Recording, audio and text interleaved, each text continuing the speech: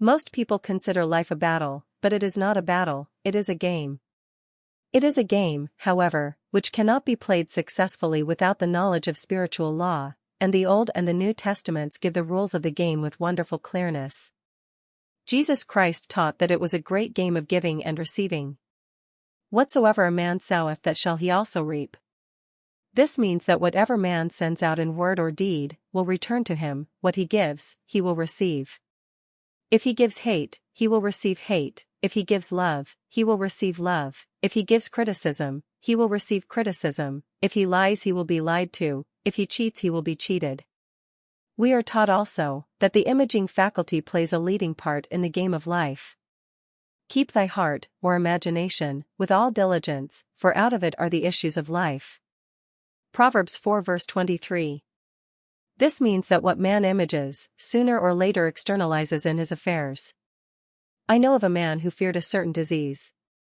It was a very rare disease and difficult to get, but he pictured it continually and read about it until it manifested in his body, and he died, the victim of distorted imagination. So we see, to play successfully the game of life, we must train the imaging faculty. A person with an imaging faculty trained to image only good, brings into his life every righteous desire of his heart, health, wealth, love, friends, perfect self-expression, his highest ideals. The imagination has been called the scissors of the mind, and it is ever cutting, day by day, the pictures man sees there, and sooner or later he meets his own creations in his outer world. To train the imagination successfully, man must understand the workings of his mind. The Greeks said, "Know thyself." There are three departments of the mind: the _subconscious, conscious and superconscious The subconscious is simply power, without direction. It is like steam or electricity, and it does what it is directed to do; it has no power of induction. Whatever man feels deeply or images clearly, is impressed upon the subconscious mind, and carried out in minutest detail. For example, a woman I know, when a child, always made believe she was a widow. She dressed up in black clothes and wore a long black veil, and people thought she was very clever and amusing. She grew up and married a man with whom she was deeply in love. In a short time he died, and she wore black and a sweeping veil for many years. The picture of herself as a widow was impressed upon the subconscious mind, and in due time worked itself out, regardless of the havoc created. The conscious mind has been called mortal or carnal mind. It is the human mind and sees life as it appears to be. It sees death, disaster, sickness, poverty, and limitation of every kind, and it impresses the subconscious. The superconscious mind is the God mind within each man, and is the realm of perfect ideas. In it is the perfect pattern spoken of by Plato, _ the divine design, for there is a divine design _ for each person. There is a place that you are to fill and no one else can fill, something you are to do, which no one else can do _ there is a perfect picture of this in the superconscious mind. It usually flashes across the conscious as an unattainable ideal, something too good to be true. In reality it is man's true destiny, or destination, flashed to him from the infinite intelligence which is within himself. Many people, however, are in ignorance of their true destinies and are striving for things and situations which do not belong to them, and would only bring failure and dissatisfaction if attained. For example, a woman came to me and asked me to speak the word that she would marry a certain man with whom she was very much in love. She called him A.B. I replied that this would be a violation of spiritual law, but that I would speak the word for the right man, the divine selection, the man who belonged to her by divine right. I added, if A.B. is the right man you can't lose him, and if he isn't, you will receive his equivalent. She saw A.B. frequently but no headway was made in their friendship. One evening she called, and said, "Do you know, for the last week, A.B. hasn't seemed so wonderful to me." I replied, maybe he is not the divine selection, another man may be the right one. Soon after that, she met another man who fell in love with her at once, and who said she was his ideal. In fact, he said all the things that she had always wished A.B. would say to her. She remarked, it was quite uncanny. She soon returned his love, and lost all interest in A.B. This shows the law of substitution. A right idea was substituted for a wrong one, therefore there was no loss or sacrifice involved. Jesus Christ said, "Seek ye first the kingdom of God and his righteousness, and all these things shall be added unto you," and he said the kingdom was within man. The kingdom is the realm of right ideas, or the divine pattern. Jesus Christ taught that man's words played a leading part in the game of life. By your words ye are justified and by your words ye are condemned. Many people have brought disaster into their lives through idle words. For example, a woman once asked me why her life was now one of poverty of limitation. Formerly she had a home, was surrounded by beautiful things and had plenty of money. We found she had often tired of the management of her home, and had said repeatedly, "I'm sick and tired of things, I wish I lived in a trunk," and she added, "Today I am living in that trunk." She had spoken herself into a trunk. The subconscious mind has no sense of humor and people often joke themselves into unhappy experiences.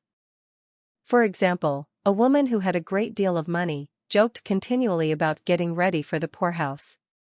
In a few years she was almost destitute, having impressed the subconscious mind with a picture of lack and limitation.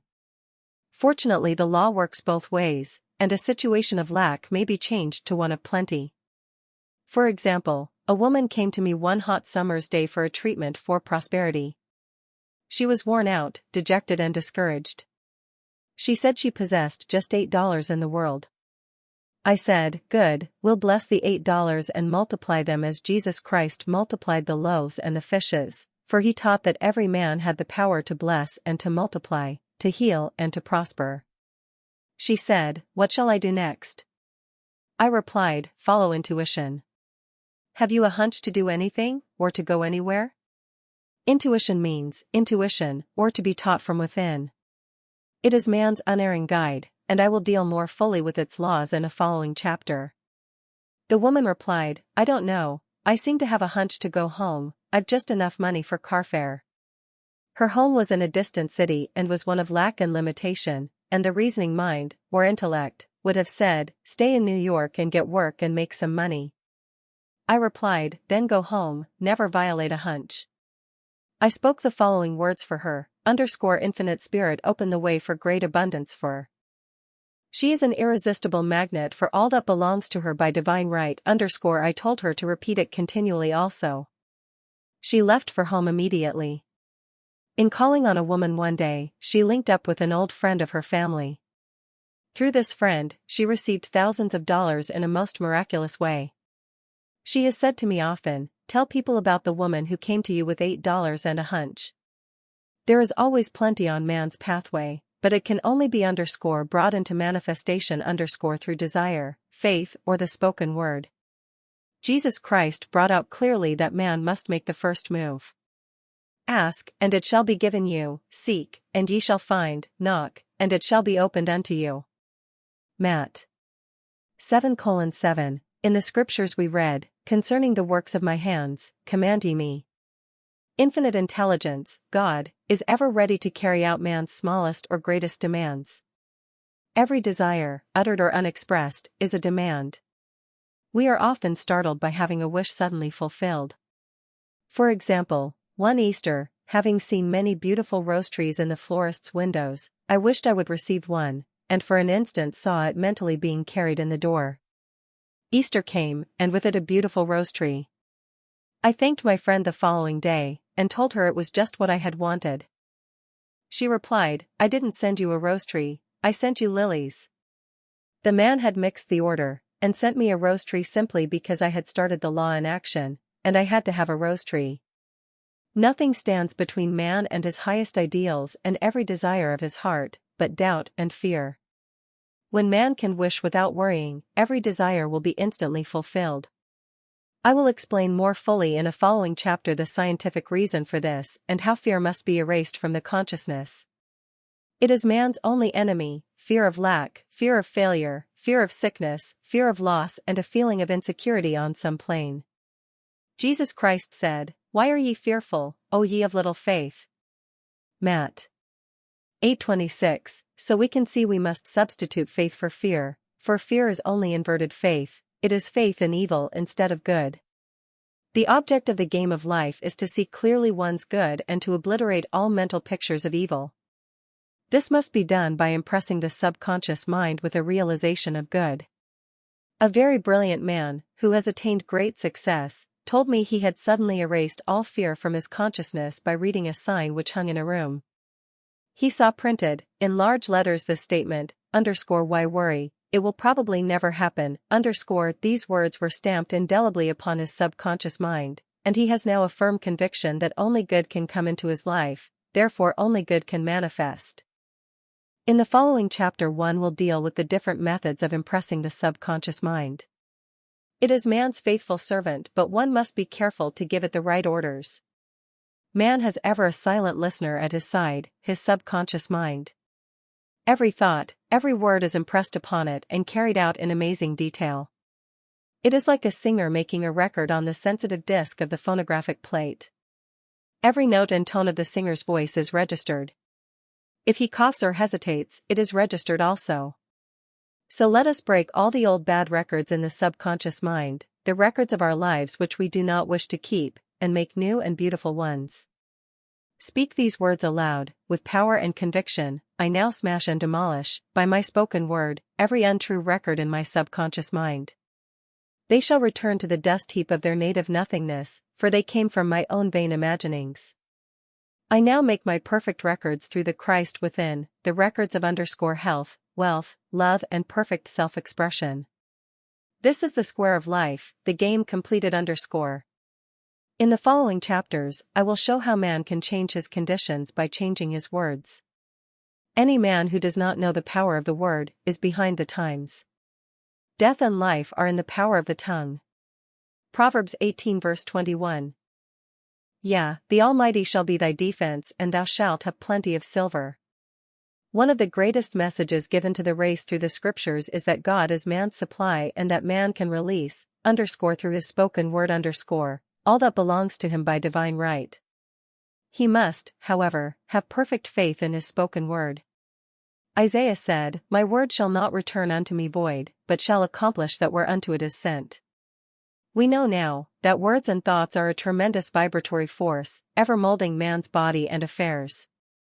A woman came to me in great distress and said she was to be sued on the 15th of the month for $3,000. She knew no way of getting the money and was in despair. I told her God was her supply, and that there is a supply for every demand. So I spoke the word. I gave thanks that the woman would receive $3,000 at the right time in the right way. I told her she must have perfect faith, and act her perfect faith. The 15th came but no money had materialized. She called me on the phone and asked what she was to do. I replied, "It is Saturday, so they won't sue you today. Your part is to act rich, thereby showing perfect faith that you will receive it by Monday." She asked me to lunch with her to keep up her courage. When I joined her at a restaurant, I said, "This is no time to economize. Order an expensive luncheon, act as if you have already received the $3,000. All things whatsoever ye ask in prayer, believing, ye shall receive." You must act as if you had already received. The next morning she called me on the phone and asked me to stay with her during the day. I said, "No, you are divinely protected and God is never too late." In the evening she phoned again, greatly excited, and said, "My dear, a miracle has happened.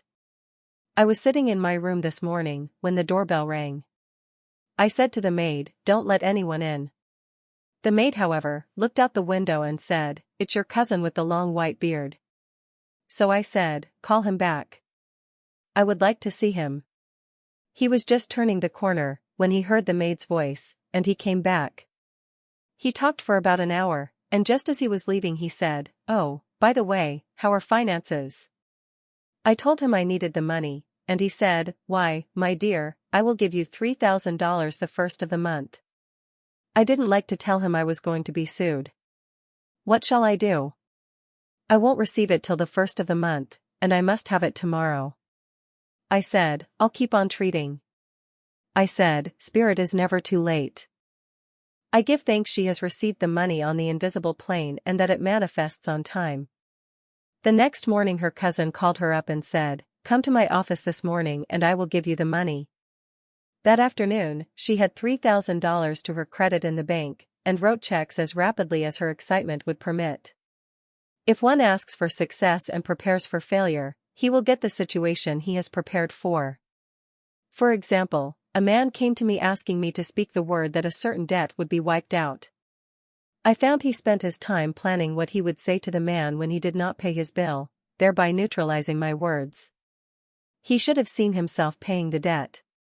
We have a wonderful illustration of this in the Bible, relating to the 3 kings who were in the desert, without water for their men and horses. They consulted the prophet Elisha, who gave them this astonishing message: "Thus saith the Lord, ye shall not see wind, neither shall ye see rain, yet make this valley full of ditches." Man must prepare for the thing he has asked for, when there isn't the slightest sign of it in sight. For example, a woman found it necessary to look for an apartment during the year when there was a great shortage of apartments in New York. It was considered almost an impossibility, and her friends were sorry for her and said, "Isn't it too bad, you'll have to store your furniture and live in a hotel." She replied, "You needn't feel sorry for me, I'm a Superman, and I'll get an apartment." She spoke the words, "Infinite Spirit, open the way for the right apartment." She knew there was a supply for every demand, and that she was unconditioned, working on the spiritual plane, and that one with God is a majority.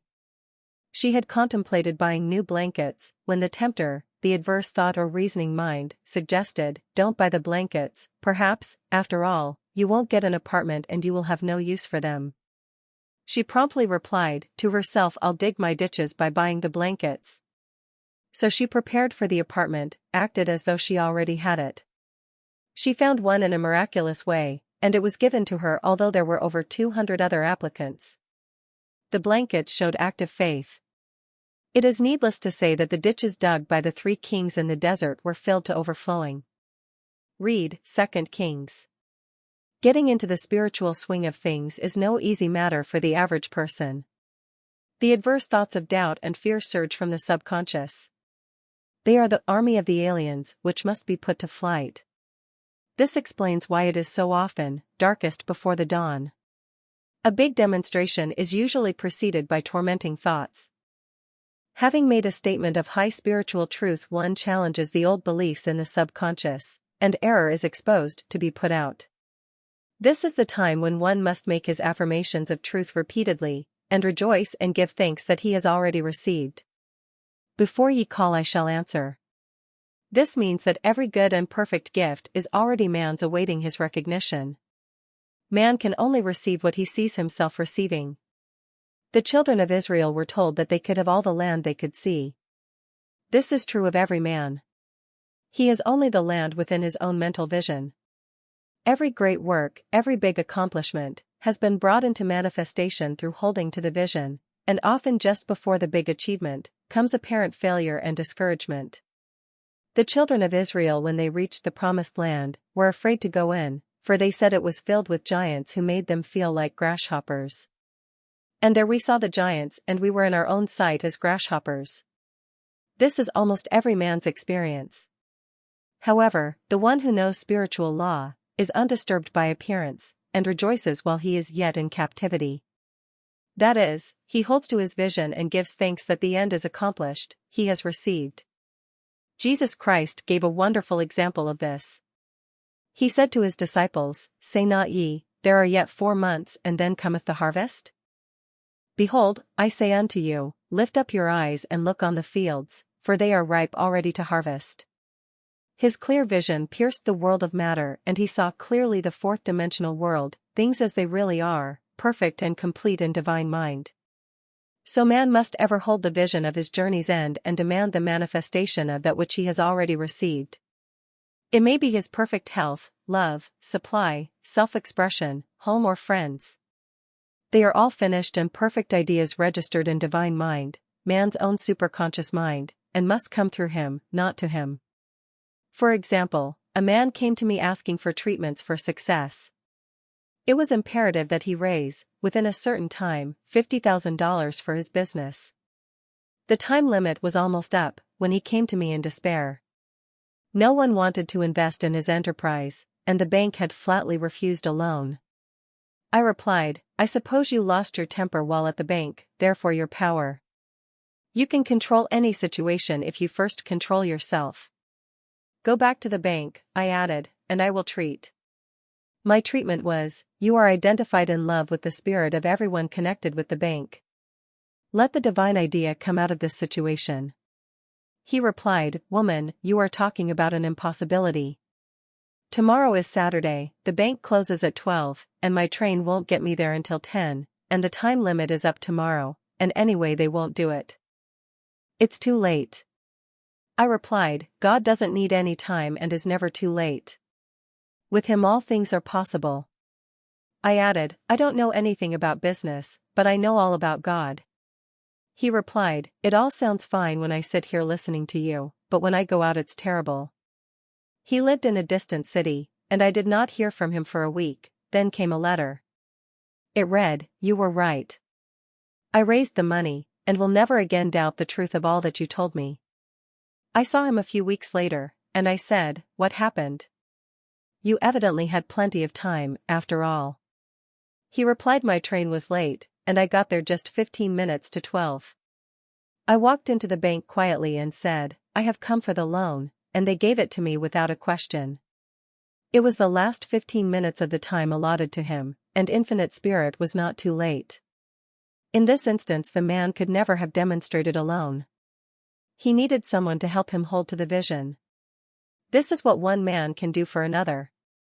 Jesus Christ knew the truth of this when he said, if two of you shall agree on earth as touching anything that they shall ask, it shall be done for them of my Father which is in heaven. One gets too close to his own affairs and becomes doubtful and fearful. The friend or healer sees clearly the success, health, or prosperity, and never wavers, because he is not close to the situation. It is much easier to demonstrate for someone else than for oneself, so a person should not hesitate to ask for help, if he feels himself wavering. A keen observer of life once said, no man can fail if some one person sees him successful. Such is the power of the vision, and many a great man has owed his success to a wife, or sister, or a friend who believed in him and held without wavering to the perfect pattern. By thy words thou shalt be justified, and by thy words thou shalt be condemned. A person knowing the power of the word, becomes very careful of his conversation. He is only to watch the reaction of his words to know that they do not return void. Through his spoken word, man is continually making laws for himself. I knew a man who said, I always miss a car. It invariably pulls out just as I arrive. His daughter said, I always catch a car. It's sure to come just as I get there. This occurred for years. Each had made a separate law for himself, one of failure, one of success. This is the psychology of superstitions. The horseshoe or rabbit's foot contains no power, but man's spoken word and belief that it will bring him good luck creates expectancy in the subconscious mind, and attracts a lucky situation. I find, however, this will not work when man has advanced spiritually and knows a higher law. One cannot turn back, and must put away graven images. For example, 2 men in my class had had great success in business for several months, when suddenly everything went to smash. We tried to analyze the situation, and I found, instead of making their affirmations and looking to God for success and prosperity, they had each bought a lucky monkey. I said, oh, I see, you have been trusting in the lucky monkeys instead of God.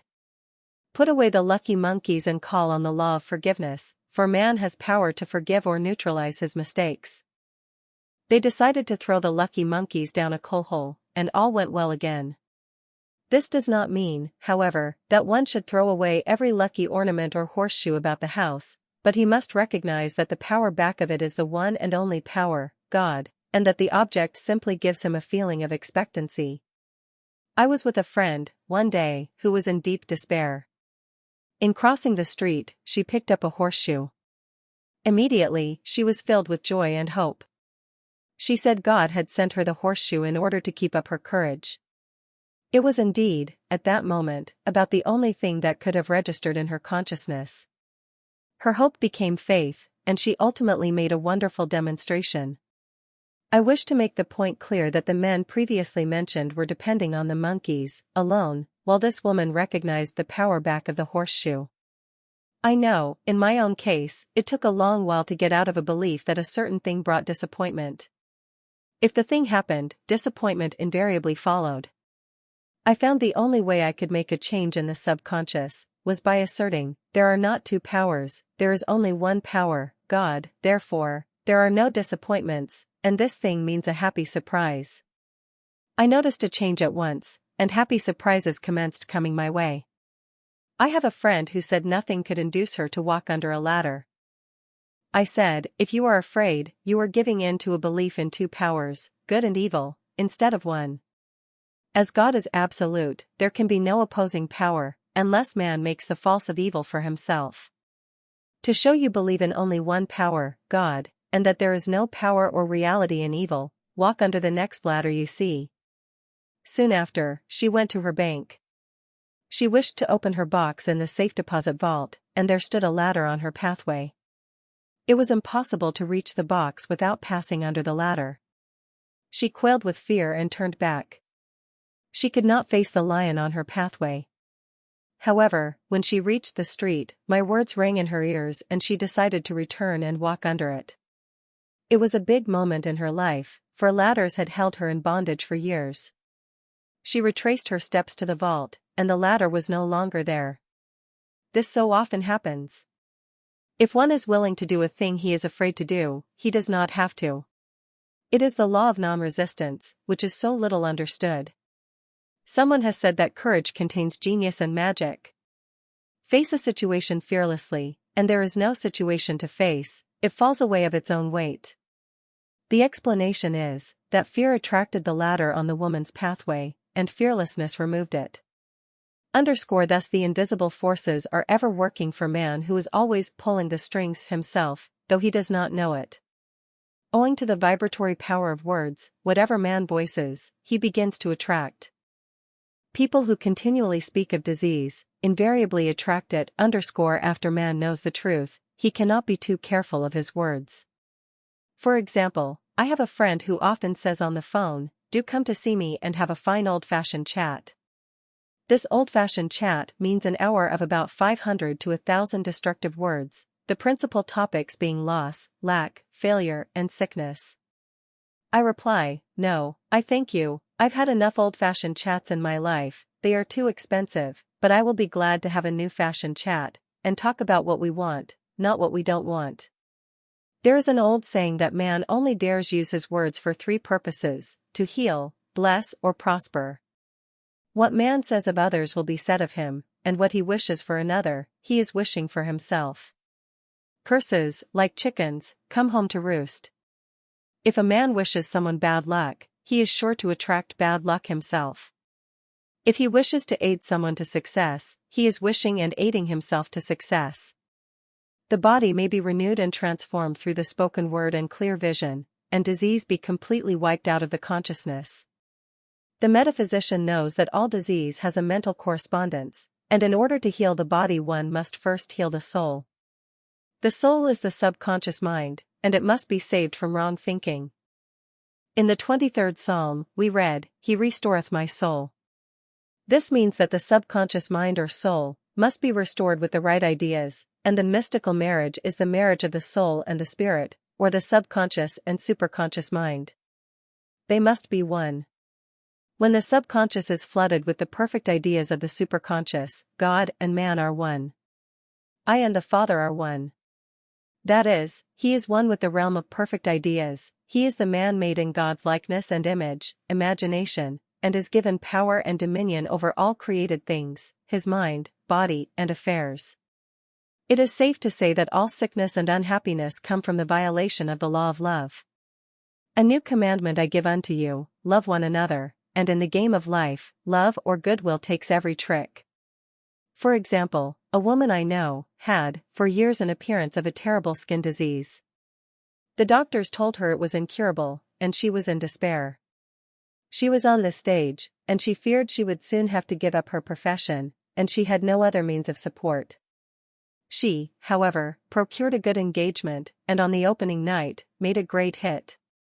She received flattering notices from the critics, and was joyful and elated. The next day she received a notice of dismissal.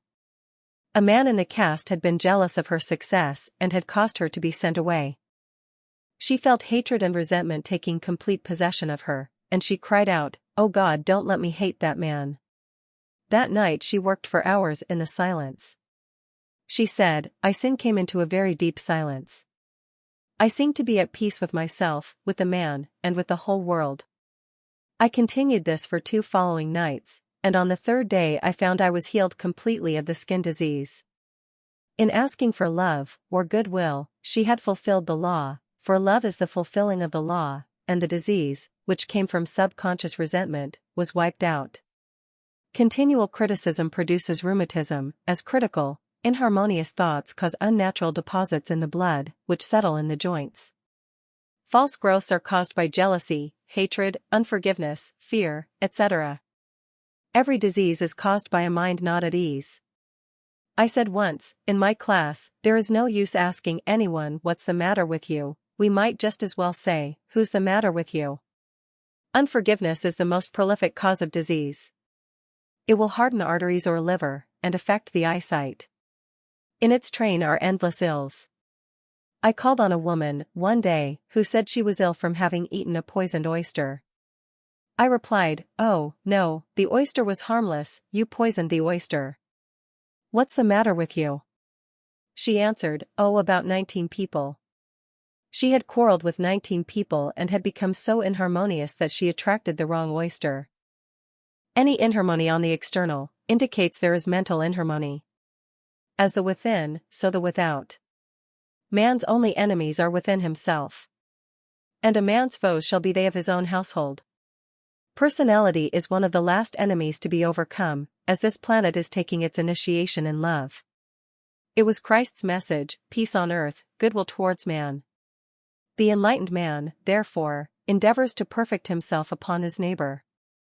His work is with himself, to send out goodwill and blessings to every man, and the marvelous thing is, that if one blesses a man he has no power to harm him. For example, a man came to me asking to treat for success in business. He was selling machinery, and a rival appeared on the scene with what he proclaimed was a better machine, and my friend feared defeat. I said, first of all, we must wipe out all fear, and know that God protects your interests, and that the divine idea must come out of the situation. That is, the right machine will be sold, by the right man, to the right man. And I added, don't hold one critical thought towards that man. Bless him all day, and be willing not to sell your machine, if it isn't the divine idea. So he went to the meeting, fearless and non-resistant, and blessing the other man. He said the outcome was very remarkable. The other man's machine refused to work, and he sold his without the slightest difficulty. But I say unto you, love your enemies, bless them that curse you, do good to them that hate you, and pray for them which spitefully use you and persecute you. Goodwill produces a great aura of protection about the one who sends it, and no weapon that is formed against him shall prosper. In other words, love and goodwill destroy the enemies within one's self, therefore, one has no enemies on the external. There is peace on earth for him who sends goodwill to man. Resist not evil.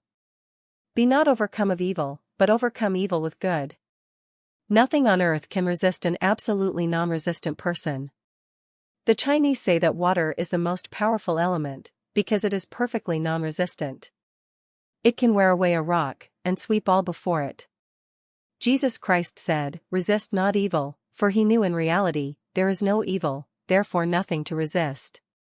Evil has come of man's vain imagination, or a belief in 2 powers, good and evil. There is an old legend that Adam and Eve ate of Maya, the tree of illusion, and saw 2 powers instead of 1 power, God. Therefore, evil is a false law man has made for himself, through psychoma or soul sleep. Soul sleep means that man's soul has been hypnotized by the race belief of sin, sickness, and death, etc., which is carnal or mortal thought, and his affairs have outpictured his illusions. We have read in a preceding chapter that man's soul is his subconscious mind, and whatever he feels deeply, good or bad, is outpictured by that faithful servant. His body and affairs show forth what he has been picturing. The sick man has pictured sickness, the poor man, poverty, the rich man, wealth. People often say, why does a little child attract illness, when it is too young even to know what it means? I answer that children are sensitive and receptive to the thoughts of others about them, and often outpicture the fears of their parents. I heard a metaphysician once say, if you do not run your subconscious mind yourself, someone else will run it for you. Mothers often, unconsciously, attract illness and disaster to their children, by continually holding them in thoughts of fear, and watching for symptoms. For example, a friend asked a woman if her little girl had had the measles. She replied promptly, not yet. This implied that she was expecting the illness, and, therefore, preparing the way for what she did not want for herself and child. However, the man who is centered and established in right thinking, the man who sends out only goodwill to his fellow man, and who is without fear, cannot be touched or influenced by the negative thoughts of others. In fact, he could then receive only good thoughts, as he himself sends forth only good thoughts. Resistance is hell, for it places man in a state of torment. A metaphysician once gave me a wonderful recipe for taking every trick in the game of life. It is the acme of non-resistance. He gave it in this way: at one time in my life, I baptized children, and of course, they had many names. Now I no longer baptize children, but I baptize events, but I give every event the same name. If I have a failure, I baptize it success, in the name of the Father, and of the Son, and of the Holy Ghost. In this, we see the great law of transmutation, founded on non-resistance. Through his spoken word, every failure was transmuted into success. For example, a woman who required money, and who knew the spiritual law of opulence, was thrown continually in a business way, with a man who made her feel very poor. He talked lack and limitation, and she commenced to catch his poverty thoughts, so she disliked him, and blamed him for her failure. She knew in order to demonstrate her supply, she must first feel that she had received, a feeling of opulence must precede its manifestation. It dawned upon her, one day, that she was resisting this situation, and seeing two powers instead of one. So she blessed the man and baptized the situation success. She affirmed, as there is only one power, God, this man is here for my good and my prosperity, just what he did not seem to be there for. Soon after that she met, through this man, a woman who gave her for a service rendered, several $1,000s, and the man moved to a distant city, and faded harmoniously from her life. Make the statement, every man is a golden link in the chain of my good, for all men are God in manifestation, awaiting the opportunity given by man, himself, to serve the divine plan of his life. Bless your enemy, and you rob him of his ammunition. His arrows will be transmuted into blessings. This law is true of nations as well as individuals. Bless a nation, send love and goodwill to every inhabitant, and it is robbed of its power to harm. Man can only get the right idea of non-resistance through spiritual understanding. My students have often said, I don't want to be a doormat. I reply, when you use non-resistance with wisdom, no one will ever be able to walk over you. Another example, one day I was impatiently awaiting an important telephone call. I resisted every call that came in and made no outgoing calls myself, reasoning that it might interfere with the one I was awaiting. Instead of saying, divine ideas never conflict, the call will come at the right time, leaving it to infinite intelligence to arrange, I commenced to manage things myself. I made the battle mine, not God's, and remained tense and anxious. The bell did not ring for about an hour, and I glanced at the phone and found the receiver had been off that length of time, and the phone was disconnected. My anxiety, fear, and belief in interference had brought on a total eclipse of the telephone. Realizing what I had done, I commenced blessing the situation at once. I baptized it success, and affirmed, I cannot lose any call that belongs to me by divine right. I am under grace, and not under law . A friend rushed out to the nearest telephone, to notify the company to reconnect. She entered a crowded grocery, but the proprietor left his customers and attended to the call himself. My phone was connected at once, and 2 minutes later, I received a very important call, and about an hour afterward, the one I had been awaiting. Once ships come in over a calm sea. So long as man resists a situation, he will have it with him. If he runs away from it, it will run after him. For example, I repeated this to a woman one day, and she replied, "How true that is." I was unhappy at home, I disliked my mother, who was critical and domineering, so I ran away and was married, but I married my mother, for my husband was exactly like my mother, and I had the same situation to face again. Agree with thine adversary quickly. That means, agree that the adverse situation is good, be undisturbed by it, and it falls away of its own weight. None of these things move me, is a wonderful affirmation. The inharmonious situation comes from some inharmony within man himself. When there is, in him, no emotional response to an inharmonious situation, it fades away forever, from his pathway. So we see man's work is ever with himself. People have said to me, "Give treatments to change my husband, or my brother." I reply, "No, I will give treatments to change you. When you change, your husband and your brother will change." One of my students was in the habit of lying. I told her it was a failure method and if she lied, she would be lied to. She replied, "I don't care, I can't possibly get along without lying." One day she was speaking on the phone to a man with whom she was very much in love. She turned to me and said, "I don't trust him, I know he's lying to me." I replied, "Well, you lie yourself, so someone has to lie to you, and you will be sure it will be just the person you want the truth from." Some time after that, I saw her, and she said, "I'm cured of lying." I questioned, "What cured you?" She replied, "I have been living with a woman who lied worse than I did." One is often cured of his faults by seeing them in others. Life is a mirror, and we find only ourselves reflected in our associates. Living in the past is a failure method and a violation of spiritual law. Jesus Christ said, "Behold, now is the accepted time. Now is the day of salvation." Lot's wife looked back and was turned into a pillar of salt. The robbers of time are the past and the future. Man should bless the past and forget it, if it keeps him in bondage, and bless the future, knowing it has in store for him endless joys, but live fully in the now. For example, a woman came to me, complaining that she had no money with which to buy Christmas gifts. She said, "Last year was so different, I had plenty of money and gave lovely presents, and this year I have scarcely a cent." I replied, "You will never demonstrate money while you are pathetic and live in the past. Live fully in the now, and get ready to give Christmas presents. Dig your ditches, and the money will come." She exclaimed, "I know what to do. I will buy some tinsel twine, Christmas seals, and wrapping paper." I replied, "Do that, and the presents will come and stick themselves to the Christmas seals. This too, was showing financial fearlessness and faith in God, as the reasoning mind said, "Keep every cent you have, as you are not sure you will get any more." She bought the seals, paper, and twine, and a few days before Christmas, received a gift of several $100s. Buying the seals and twine had impressed the subconscious with expectancy, and opened the way for the manifestation of the money. She purchased all the presents in plenty of time. Man must live suspended in the moment.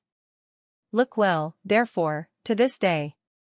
Such is the salutation of the dawn. He must be spiritually alert, ever awaiting his leads, taking advantage of every opportunity.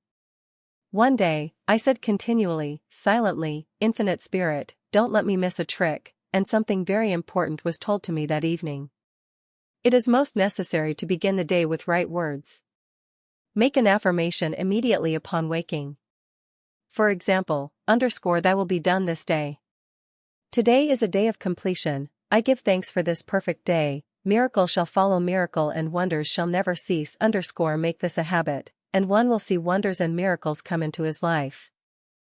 One morning I picked up a book and read, "Look with wonder at that which is before you." It seemed to be my message for the day, so I repeated again and again, "Look with wonder at that which is before you." At about noon, a large sum of money was given me, which I had been desiring for a certain purpose. In a following chapter, I will give affirmations that I have found most effective. However, one should never use an affirmation unless it is absolutely satisfying and convincing to his own consciousness, and often an affirmative is changed to suit different people. For example, the following has brought success to many: "I have a wonderful work, in a wonderful way, I give wonderful service, for wonderful pay. I gave the first 2 lines to one of my students, and she added the last 2.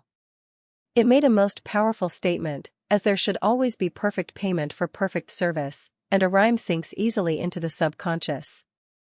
She went about singing it aloud and soon did receive wonderful work in a wonderful way, and gave wonderful service for wonderful pay. Another student, a businessman, took it, and changed the word work to business.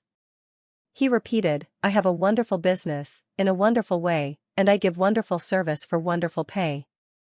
That afternoon he made a $41,000 deal, though there had been no activity in his affairs for months. Every affirmation must be carefully worded and completely cover the ground. For example, I knew a woman who was in great need, and made a demand for work. She received a great deal of work, but was never paid anything. She now knows to add, wonderful service for wonderful pay. It is man's divine right to have plenty. More than enough. His barns should be full, and his cup should flow over. This is God's idea for man, and when man breaks down the barriers of lack in his own consciousness, the golden age will be his, and every righteous desire of his heart fulfilled. And the law of forgiveness: man receives only that which he gives. The game of life is a game of boomerangs. Man's thoughts, deeds and words return to him sooner or later, with astounding accuracy. This is the law of karma, which is Sanskrit for comeback. Whatsoever a man soweth, that shall he also reap. For example, a friend told me this story of herself, illustrating the law.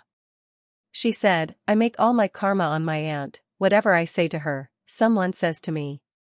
I am often irritable at home, and one day, said to my aunt, who was talking to me during dinner. No more talk, I wish to eat in peace. The following day, I was lunching with a woman with whom I wished to make a great impression.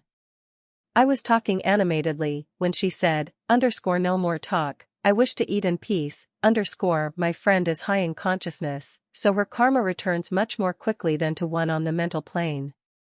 The more man knows, the more he is responsible for, and a person with a knowledge of spiritual law, which he does not practice, suffers greatly, in consequence. The fear of the Lord, law, is the beginning of wisdom. If we read the word Lord, law, it will make many passages in the Bible much clearer. Vengeance is mine, I will repay, saith the Lord, law.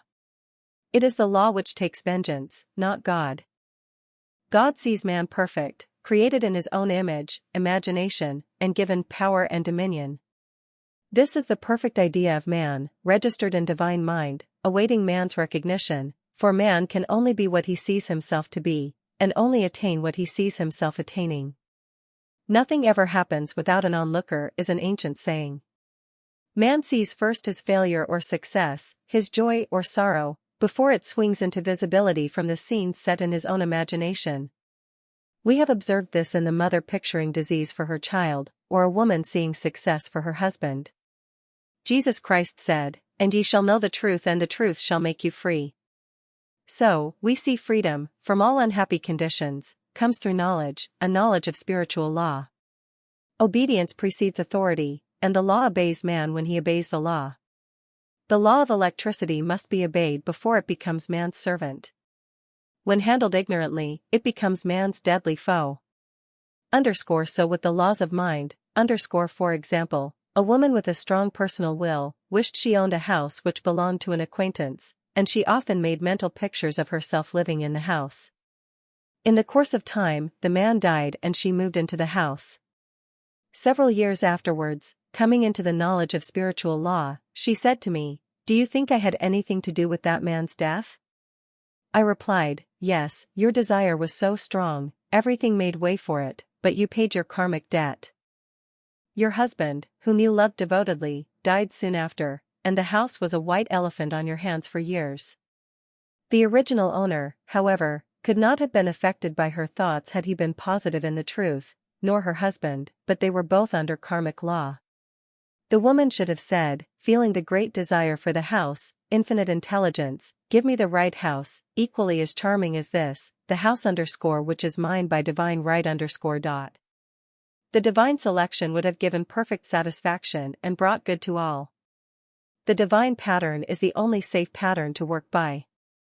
Desire is a tremendous force, and must be directed in the right channels, or chaos ensues. In demonstrating, the most important step is the first step, to ask a right . Man should always demand only that which is his by divine right. To go back to the illustration, had the woman taken this attitude, if this house, I desire, is mine, I cannot lose it, if it is not, give me its equivalent, the man might have decided to move out, harmoniously, had it been the divine selection for her, or another house would have been substituted. Anything forced into manifestation through personal will, is always ill-got, and has ever bad success.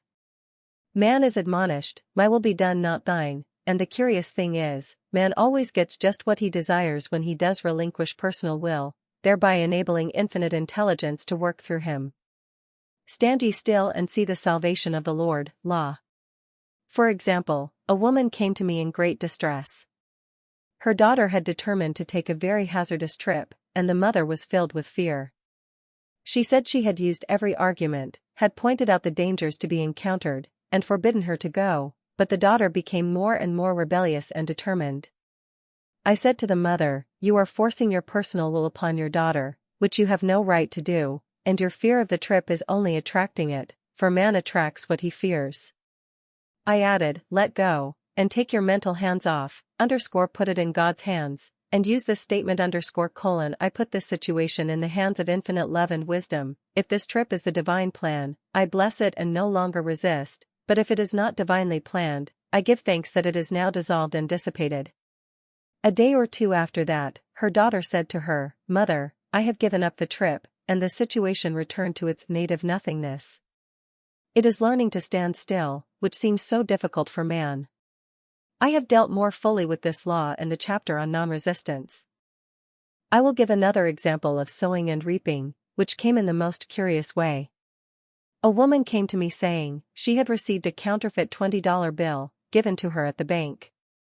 She was much disturbed, for, she said, the people at the bank will never acknowledge their mistake. I replied, let us analyze the situation and find out why you attracted it. She thought a few moments and exclaimed, I know it, I sent a friend a lot of stage money, just for a joke. So the law had sent her some stage money, for it doesn't know anything about jokes. I said, now we will call on the law of forgiveness, and neutralize the situation. Christianity is founded upon the law of forgiveness. Christ has redeemed us from the curse of the karmic law, and the Christ within each man is his Redeemer and salvation from all inharmonious conditions. So I said, Infinite Spirit, we call on the law of forgiveness and give thanks that she is under grace and not under law, and cannot lose this $20 which is hers by divine right. Now, I said, go back to the bank and tell them, fearlessly, that it was given you, there by mistake. She obeyed, and to her surprise, they apologized and gave her another bill, treating her most courteously. So knowledge of the law gives man power to rub out his mistakes. Man cannot force the external to be what he is not. If he desires riches, he must be rich first in consciousness. For example, a woman came to me asking treatment for prosperity. She did not take much interest in her household affairs, and her home was in great disorder. I said to her, if you wish to be rich, you must be orderly. All men with great wealth are orderly, and order is heaven's first law. I added, you will never become rich with a burnt match in the pincushion. She had a good sense of humor and commenced immediately, putting her house in order. She rearranged furniture, straightened out bureau drawers, cleaned rugs, and soon made a big financial demonstration, a gift from a relative. The woman, herself, became made over, and keeps herself keyed up financially, by being ever watchful of the external and expecting prosperity, knowing God is her supply . Many people are in ignorance of the fact that gifts and things are investments, and that hoarding and saving invariably lead to loss. There is that scattereth and yet increaseth, and there is that withholdeth more than is meet, but it tendeth to poverty. For example, I knew a man who wanted to buy a fur-lined overcoat. He and his wife went to various shops, but there was none he wanted. He said they were all too cheap-looking. At last, he was shown one, the salesman said was valued at $1,000, but which the manager would sell him for $500, as it was late in the season. His financial possessions amounted to about $700. The reasoning mind would have said, "You can't afford to spend nearly all you have on a coat," but he was very intuitive and never reasoned. He turned to his wife and said, "If I get this coat, I'll make a ton of money." So his wife consented, weakly. About a month later, he received a $10,000 commission. The coat made him feel so rich, it linked him with success and prosperity. Without the coat, he would not have received the commission. It was an investment paying large dividends. If man ignores these leadings to spend or to give, the same amount of money will go in an uninteresting or unhappy way. For example, a woman told me, on Thanksgiving Day, she informed her family that they could not afford a Thanksgiving dinner. She had the money, but decided to save it. A few days later, someone entered her room and took from the bureau drawer the exact amount the dinner would have cost. The law always stands back of the man who spends fearlessly, with wisdom. For example, one of my students was shopping with her little nephew. The child clamored for a toy, which she told him she could not afford to buy. She realized suddenly that she was seeking lack, and not recognizing God as her supply. So she bought the toy, and on her way home, picked up, in the street, the exact amount of money she had paid for it. Man's supply is inexhaustible and unfailing when fully trusted, but faith or trust must precede the demonstration. According to your faith be it unto you. Faith is the substance of things hoped for, the evidence of things not seen, for faith holds the vision steady, and the adverse pictures are dissolved and dissipated, and in due season we shall reap, if we faint not. Jesus Christ brought the good news, the gospel, that there was a higher law than the law of karma, and that law transcends the law of karma. It is the law of grace, or forgiveness. It is the law which frees man from the law of cause and effect, the law of consequence. Under grace, and not under law. We are told that on this plane, man reaps where he has not sown, the gifts of God are simply poured out upon him. All that the kingdom affords is his. This continued state of bliss awaits the man who has overcome the race, or world, thought. In the world thought there is tribulation, but Jesus Christ said, "Be of good cheer, I have overcome the world." The world thought is that of sin, sickness, and death. He saw their absolute unreality and said sickness and sorrow shall pass away and death itself, the last enemy, be overcome. We know now, from a scientific standpoint, that death could be overcome by stamping the subconscious mind with the conviction of eternal youth and eternal life. The subconscious, being simply power without direction, carries out orders without questioning. Working under the direction of the superconscious, the Christ or God within man, the resurrection of the body would be accomplished. Man would no longer throw off his body in death, it would be transformed into the body electric, sung by Walt Whitman, for Christianity is founded upon the forgiveness of sins and an empty tomb. Impressing the subconscious. When man knows his own powers and the workings of his mind, his great desire is to find an easy and quick way to impress the subconscious with good, for simply an intellectual knowledge of the truth will not bring results. In my own case, I found the easiest way is in casting the burden. A metaphysician once explained it in this manner. He said, "The only thing which gives anything weight in nature is the law of gravitation, and if a boulder could be taken high above the planet, there would be no weight in that boulder," and that is what Jesus Christ meant when he said, "My yoke is easy and my burden is light." He had overcome the world vibration, and functioned in the fourth dimensional realm, where there is only perfection, completion, life and joy. He said, "Come to me all ye that labor and are heavy laden, and I will give you rest. Take my yoke upon you, for my yoke is easy and my burden is light." We are also told in the 55th Psalm, to cast thy burden upon the Lord. Many passages in the Bible state that the battle is God's not man's and that man is always to stand still and see the salvation of the Lord. This indicates that the superconscious mind, or Christ within, is the department which fights man's battle and relieves him of burdens. We see, therefore, that man violates law if he carries a burden, and a burden is an adverse thought or condition, and this thought or condition has its root in the subconscious. It seems almost impossible to make any headway directing the subconscious from the conscious, or reasoning mind, as the reasoning mind, the intellect, is limited in its conceptions, and filled with doubts and fears. How scientific it then is, to cast the burden upon the superconscious mind, or Christ within, where it is made light, or dissolved into its native nothingness.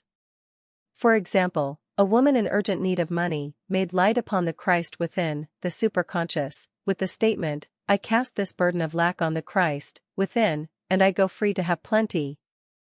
The belief in lack was her burden, and as she cast it upon the superconscious with its belief of plenty, an avalanche of supply was the result.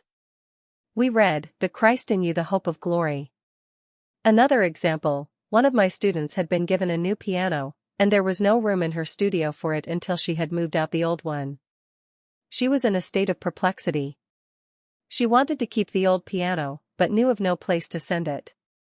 She became desperate, as the new piano was to be sent immediately, in fact, was on its way, with no place to put it. She said it came to her to repeat, I cast this burden on the Christ within, and I go free.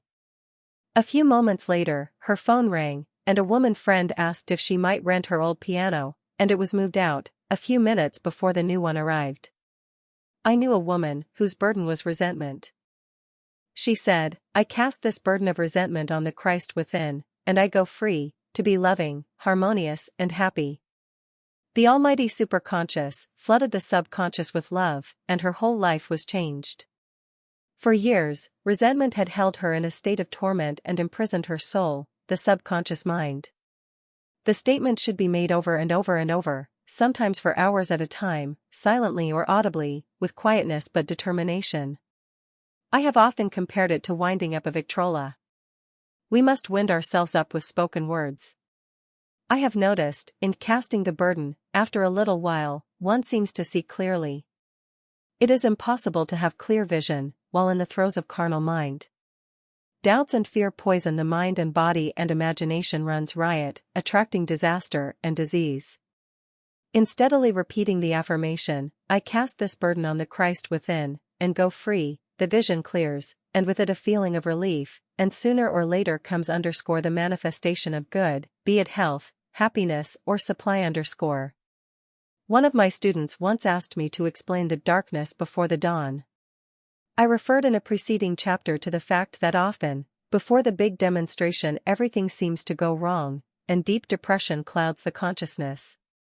It means that out of the subconscious are rising the doubts and fears of the ages.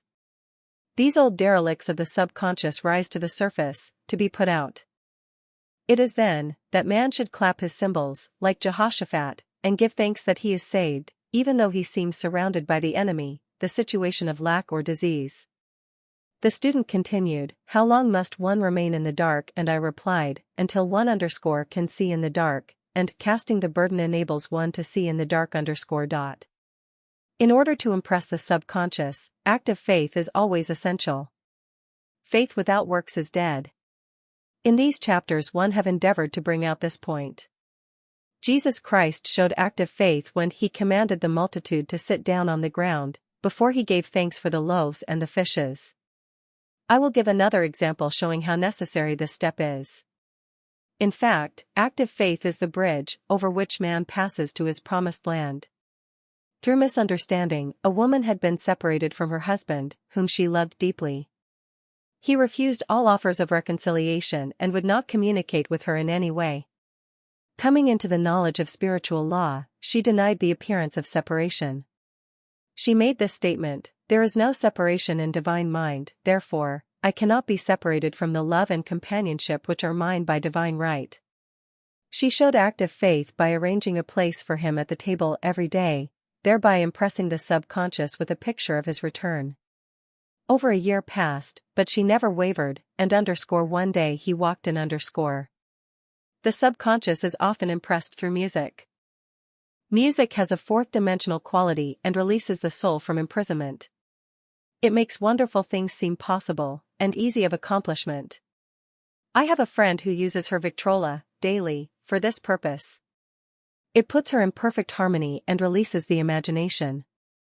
Another woman often dances while making her affirmations. The rhythm and harmony of music and motion carry her words forth with tremendous power. The student must remember also, not to despise the day of small things. Invariably, before a demonstration, come signs of land. Before Columbus reached America, he saw birds and twigs which showed him land was near. So it is with a demonstration, but often the student mistakes it for the demonstration itself, and is disappointed. For example, a woman had spoken the word for a set of dishes. Not long afterwards a friend gave her a dish which was old and cracked. She came to me and said, "Well, I asked for a set of dishes, and all I got was a cracked plate." I replied, "The plate was only signs of land. It shows your dishes are coming, look upon it as birds and seaweed," and not long afterwards the dishes came. Continually making believe impresses the subconscious. If one makes believe he is rich, and makes believe he is successful, in due time he will reap. Children are always making believe, and except ye be converted, and become as little children, ye shall not enter the kingdom of heaven. For example, I know of a woman who was very poor, but no one could make her feel poor. She earned a small amount of money from rich friends, who constantly reminded her of her poverty, and to be careful and saving. Regardless of their admonitions, she would spend all her earnings on a hat, or make someone a gift, and be in a rapturous state of mind. Her thoughts were always centered on beautiful clothes and rings and things, but without envying others. She lived in the world of the wondrous, and only riches seemed real to her. Before long she married a rich man, and the rings and things became visible. I do not know whether the man was the divine selection, but opulence had to manifest in her life, as she had imaged only opulence. There is no peace or happiness for man, until he has erased all fear from the subconscious. Fear is misdirected energy and must be redirected, or transmuted into faith. Jesus Christ said, "Why are ye fearful, O ye of little faith? All things are possible to him that believeth." I am asked, so often by my students, how can I get rid of fear? I reply, by walking up to the thing you are afraid of. The lion takes its fierceness from your fear. Walk up to the lion, and he will disappear, run away and he runs after you. I have shown in previous chapters, how the lion of lack disappeared when the individual spent money fearlessly, showing faith that God was his supply and therefore, unfailing. Many of my students have come out of the bondage of poverty, and are now bountifully supplied, through losing all fear of letting money go out. The subconscious is impressed with the truth that God is the giver and the gift therefore as one is one with the giver, he is one with the gift. A splendid statement is, I now thank God the giver for God the gift. Man has so long separated himself from his good and his supply, through thoughts of separation and lack, that sometimes, it takes dynamite to dislodge these false ideas from the subconscious, and the dynamite is a big situation. We see in the foregoing illustration, how the individual was freed from his bondage by showing fearlessness. Man should watch himself hourly to detect if his motive for action is fear or faith. Choose ye this day whom we shall serve, fear or faith. Perhaps one's fear is of personality. Then do not avoid the people feared, be willing to meet them cheerfully, and they will either prove golden links in the chain of one's good, or disappear harmoniously from one's pathway. Perhaps one's fear is of disease or germs. Then one should be fearless and undisturbed in a germ-laden situation, and he would be immune. One can only contract germs while vibrating at the same rate as the germ, and fear drags men down to the level of the germ. Of course, the disease-laden germ is the product of carnal mind, as all thought must objectify. Germs do not exist in the superconscious or divine mind, therefore are the product of man's vain imagination. In the twinkling of an eye, man's release will come when he realizes there is no power in evil. The material world will fade away, and the fourth-dimensional world, the world of the wondrous, will swing into manifestation. And I saw a new heaven, and a new earth, and there shall be no more death, neither sorrow nor crying, neither shall there be any more pain, for the former things are passed away. Every man on this planet is taking his initiation in love. A new commandment I give unto you, that ye love one another. Ouspensky states, in Tertium Organum, that love is a cosmic phenomenon, and opens to man the fourth-dimensional world, the world of the wondrous. Real love is selfless and free from fear. It pours itself out upon the object of its affection, without demanding any return. Its joy is in the joy of giving. Love is God in manifestation, and the strongest magnetic force in the universe. Pure, unselfish love draws to itself its own. It does not need to seek or demand. Scarcely anyone has the faintest conception of real love. Man is selfish, tyrannical, or fearful in his affections, thereby losing the thing he loves. Jealousy is the worst enemy of love, for the imagination runs riot, seeing the loved one attracted to another, and invariably these fears objectify if they are not neutralized. For example, a woman came to me in deep distress. The man she loved had left her for other women, and said he never intended to marry her. She was torn with jealousy and resentment and said she hoped he would suffer as he had made her suffer, and added, "How could he leave me when I loved him so much?" I replied, "You are not loving that man, you are hating him," and added, "You can never receive what you have never given. Give a perfect love and you will receive a perfect love. Perfect yourself on this man. Give him a perfect, unselfish love, demanding nothing in return, do not criticize or condemn, and bless him wherever he is." She replied, "No, I won't bless him unless I know where he is." "Well," I said, "that is not real love. When you send out real love will return to you, either from this man or his equivalent, for if this man is not the divine selection, you will not want him. As you are one with God, you are one with the love which belongs to you by divine right." Several months passed, and matters remained about the same, but she was working conscientiously with herself.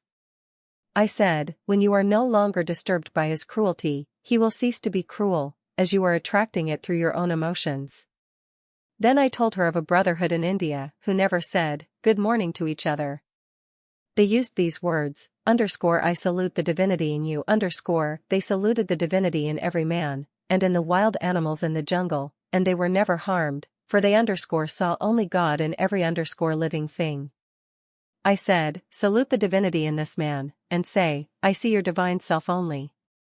I see you as God sees you, perfect, made in his image and likeness." She found she was becoming more poised, and gradually losing her resentment. He was a captain, and she always called him the Cap. One day, she said, suddenly, "God bless the Cap wherever he is."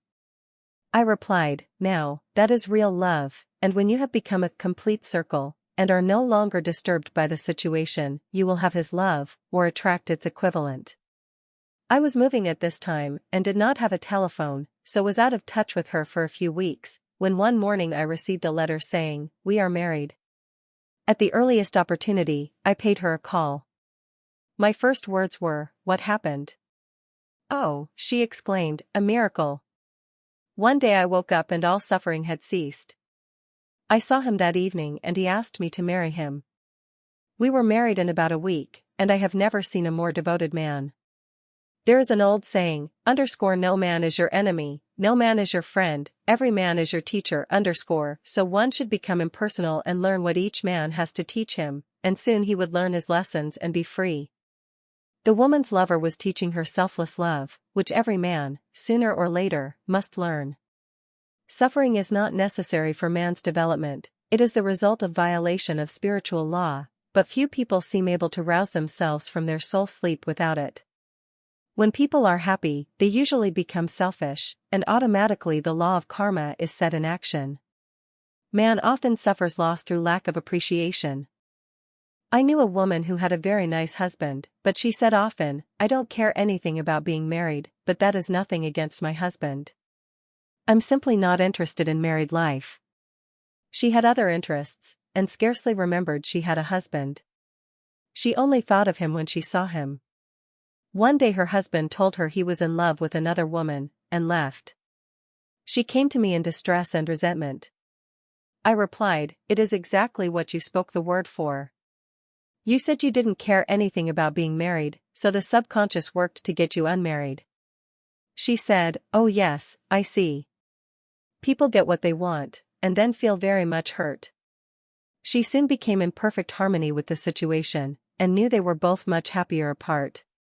When a woman becomes indifferent or critical, and ceases to be an inspiration to her husband. He misses the stimulus of their early relationship and is restless and unhappy.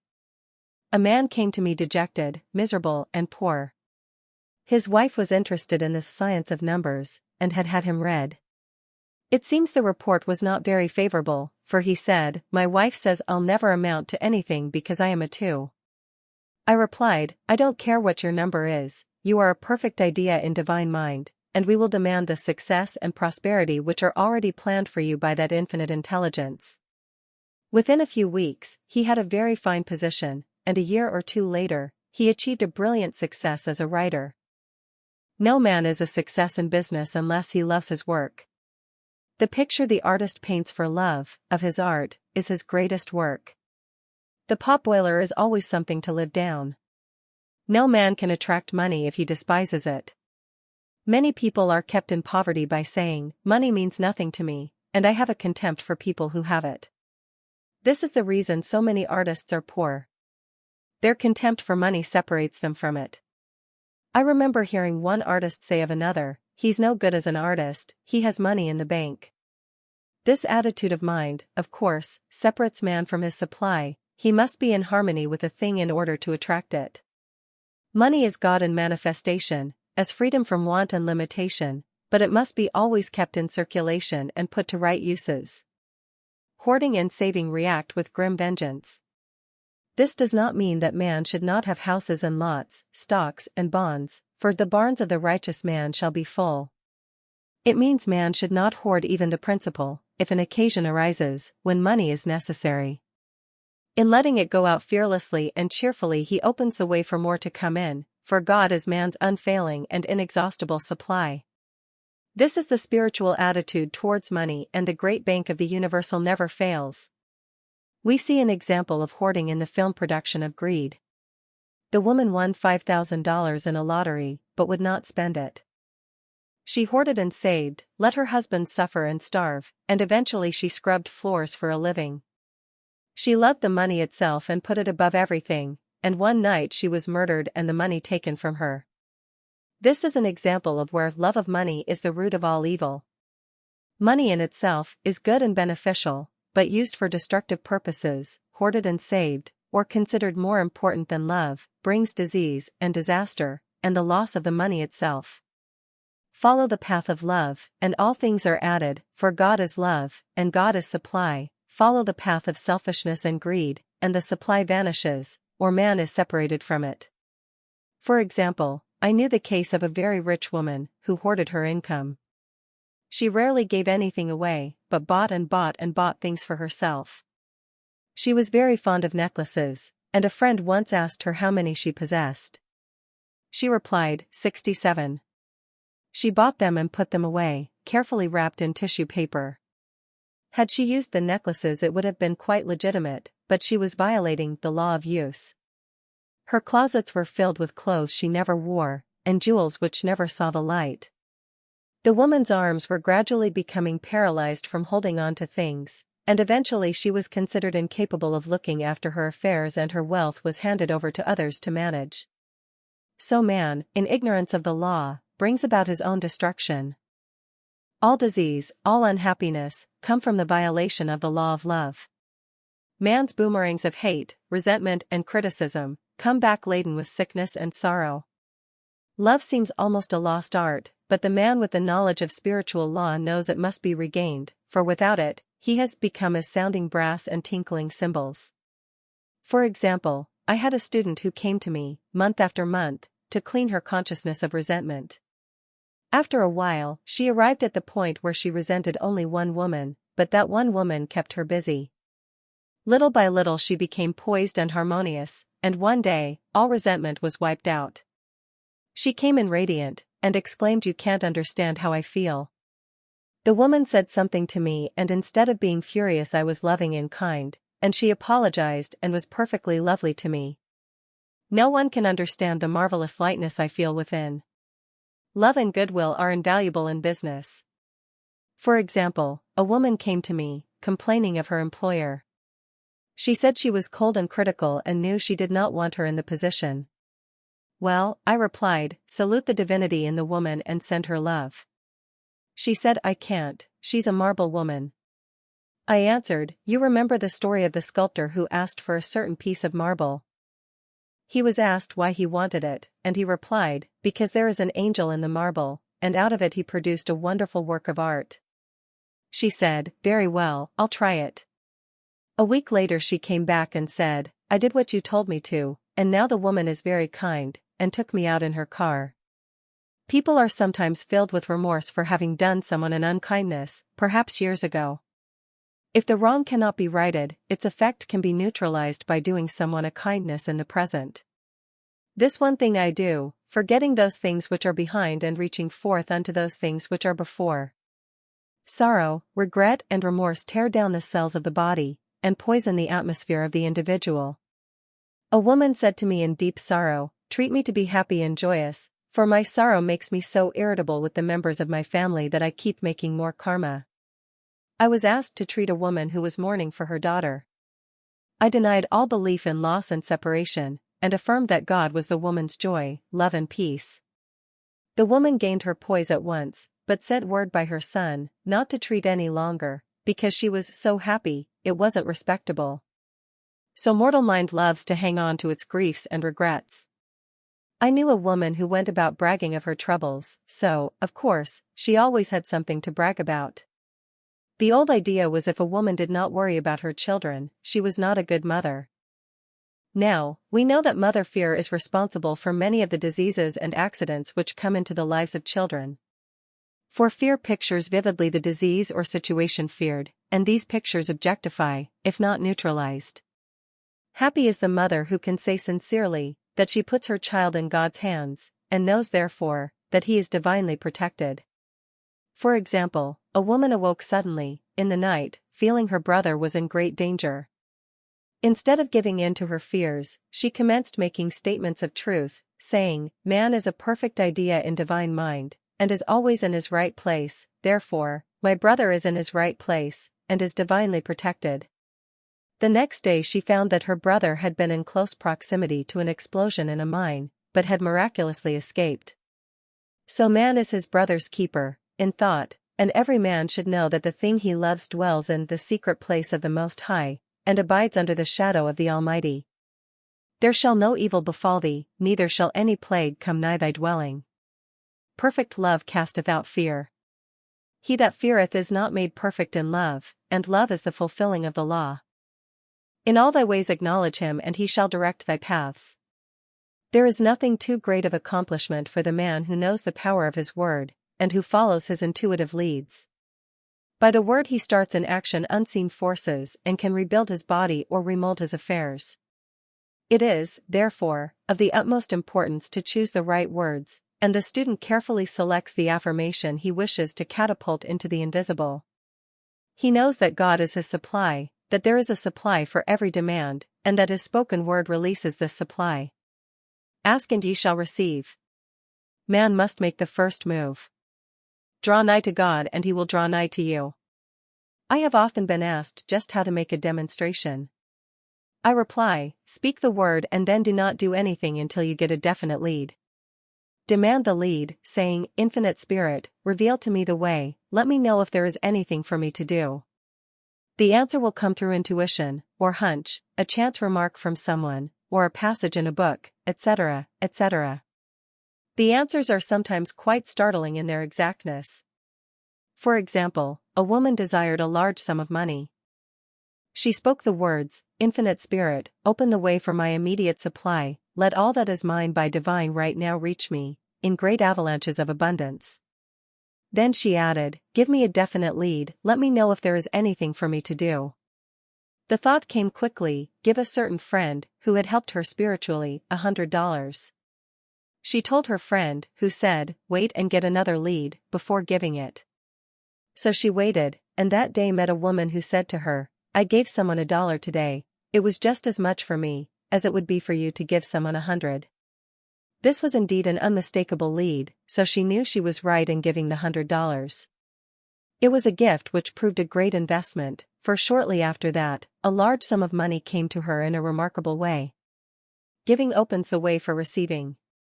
In order to create activity in finances, one should give. Tithing or giving 1/10 of one's income is an old Jewish custom and is sure to bring increase. Many of the richest men in this country have been tithers, and I have never known it to fail as an investment. The 10th part goes forth and returns blessed and multiplied.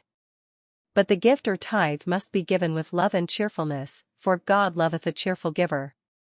Bills should be paid cheerfully, all money should be sent forth fearlessly and with a blessing. This attitude of mind makes man master of money. It is his to obey, and his spoken word then opens vast reservoirs of wealth. Man, himself, limits his supply by his limited vision. Sometimes the student has a great realization of wealth, but is afraid to act. The vision and action must go hand in hand, as in the case of the man who bought the fur-lined overcoat. A woman came to me asking me to speak the word for a position. So I demanded, Infinite Spirit, open the way for this woman's right position. Never ask for just a position, ask for the right position, the place already planned in divine mind, as it is the only one that will give satisfaction. I then gave thanks that she had already received, and that it would manifest quickly. Very soon, she had 3 positions offered her, 2 in New York and 1 in Palm Beach, and she did not know which to choose. I said, ask for a definite lead. The time was almost up and was still undecided, when one day, she telephoned, when I woke up this morning, I could smell Palm Beach. She had been there before and knew its balmy fragrance. I replied, well, if you can smell Palm Beach from here, it is certainly your lead. She accepted the position, and it proved a great success. Often one's lead comes at an unexpected time. One day, I was walking down the street, when I suddenly felt a strong urge to go to a certain bakery, a block or 2 away. The reasoning mind resisted, arguing, there is nothing there that you want. However, I had learned not to reason, so I went to the bakery, looked at everything, and there was certainly nothing there that I wanted, but coming out I encountered a woman I had thought of often, and who was in great need of the help which I could give her. So often, one goes for one thing and finds another. Intuition is a spiritual faculty and does not explain, but simply points the way. A person often receives a lead during a treatment. The idea that comes may seem quite irrelevant, but some of God's leadings are mysterious. In the class, one day, I was treating that each individual would receive a definite lead. A woman came to me afterwards, and said, while you were treating, I got the hunch to take my furniture out of storage and get an apartment. The woman had come to be treated for health. I told her I knew in getting a home of her own, her health would improve, and I added, I believe your trouble, which is a congestion, has come from having things stored away. Congestion of things causes congestion in the body. You have violated the law of use, and your body is paying the penalty. So I gave thanks that _divine order was established in her mind, body, and affairs _. People little dream of how their affairs react on the body. There is a mental correspondence for every disease. A person might receive instantaneous healing through the realization of his body being a perfect idea in divine mind, and, therefore, whole and perfect, but if he continues his destructive thinking, hoarding, hating, fearing, condemning, the disease will return. Jesus Christ knew that all sickness came from sin, but admonished the leper after the healing, to go and sin no more, lest a worse thing come upon him. So man's soul, or subconscious mind, must be washed whiter than snow, for permanent healing, and the metaphysician is always delving deep for the correspondence. Jesus Christ said, condemn not lest ye also be condemned. Judge not, lest ye be judged. Many people have attracted disease and unhappiness through condemnation of others. What man condemns in others, he attracts to himself. For example, a friend came to me in anger and distress, because her husband had deserted her for another woman. She condemned the other woman, and said continually she knew he was a married man, and had no right to accept his attentions. I replied, stop condemning the woman, bless her, and be through with the situation, otherwise, you are attracting the same thing to yourself. She was deaf to my words, and a year or 2 later, became deeply interested in a married man, herself. Man picks up a live wire whenever he criticizes or condemns, and may expect a shock. Indecision is a stumbling block in many a pathway. In order to overcome it, make the statement, repeatedly, I am always under direct inspiration, I make right decisions, quickly, these words impress the subconscious, and soon one finds himself awake and alert, making his right moves without hesitation. I have found it destructive to look to the psychic plane for guidance, as it is the plane of many minds and not the one mind. As man opens his mind to subjectivity, he becomes a target for destructive forces.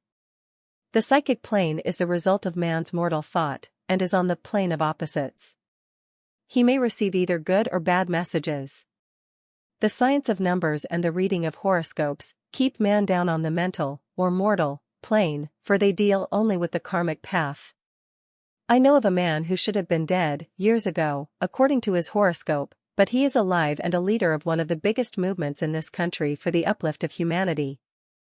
It takes a very strong mind to neutralize a prophecy of evil. The student should declare, every false prophecy shall come to naught, every plan my Father in heaven has not planned, shall be dissolved and dissipated, the divine idea now comes to pass. However, if any good message has ever been given one, of coming happiness, or wealth, harbor and expect it, and it will manifest sooner or later, through the law of expectancy. Man's will should be used to back the universal will. I will that the will of God be done. It is God's will to give every man every righteous desire of his heart, and man's will should be used to hold the perfect vision, without wavering. The prodigal son said, I will arise and go to my father. It is, indeed, often an effort of the will to lead the husks and swine of mortal thinking. It is so much easier, for the average person, to have fear than faith, so faith is an effort of the will. As man becomes spiritually awakened, he recognizes that any external inharmony is the correspondence of mental inharmony. If he stumbles or falls, he may know he is stumbling or falling in consciousness. One day, a student was walking along the street condemning someone in her thoughts. She was saying, mentally, that woman is the most disagreeable woman on earth, when suddenly 3 Boy Scouts rushed around the corner and almost knocked her over. She did not condemn the Boy Scouts, but immediately called on the law of forgiveness, and saluted the divinity in the woman. Wisdom's ways are ways of pleasantness, and all her paths are peace. When one has made his demands upon the universal, he must be ready for surprises. Everything may seem to be going wrong, when in reality, it is going right. For example, a woman was told that there was no loss in divine mind, therefore, she could not lose anything which belonged to her. Anything lost would be returned, or she would receive its equivalent. Several years previously, she had lost $2,000. She had loaned the money to a relative during her lifetime, but the relative had died, leaving no mention of it in her will. The woman was resentful and angry, and as she had no written statement of the transaction, she never received the money, so she determined to deny the loss, and collect the $2,000 from the Bank of the Universal. She had to begin by forgiving the woman, as resentment and unforgiveness closed the doors of this wonderful bank. She made this statement, I deny loss, there is no loss in divine mind, therefore, I cannot lose the $2,000, which belong to me by divine right. As one door shuts, another door opens. She was living in an apartment house which was for sale, and in the lease was a clause, stating that if the house was sold, the tenants would be required to move out within 90 days. Suddenly, the landlord broke the leases and raised the rent. Again, injustice was on her pathway, but this time she was undisturbed. She blessed the landlord, and said, as the rent has been raised, it means that I'll be that much richer, for God is my supply. New leases were made out for the advanced rent, but by some divine mistake, the 90 days clause had been forgotten. Soon after, the landlord had an opportunity to sell the house. On account of the mistake in the new leases, the tenants held possession for another year. The agent offered each tenant $200 if he would vacate. Several families moved, 3 remained, including the woman. A month or 2 passed, and the agent again appeared.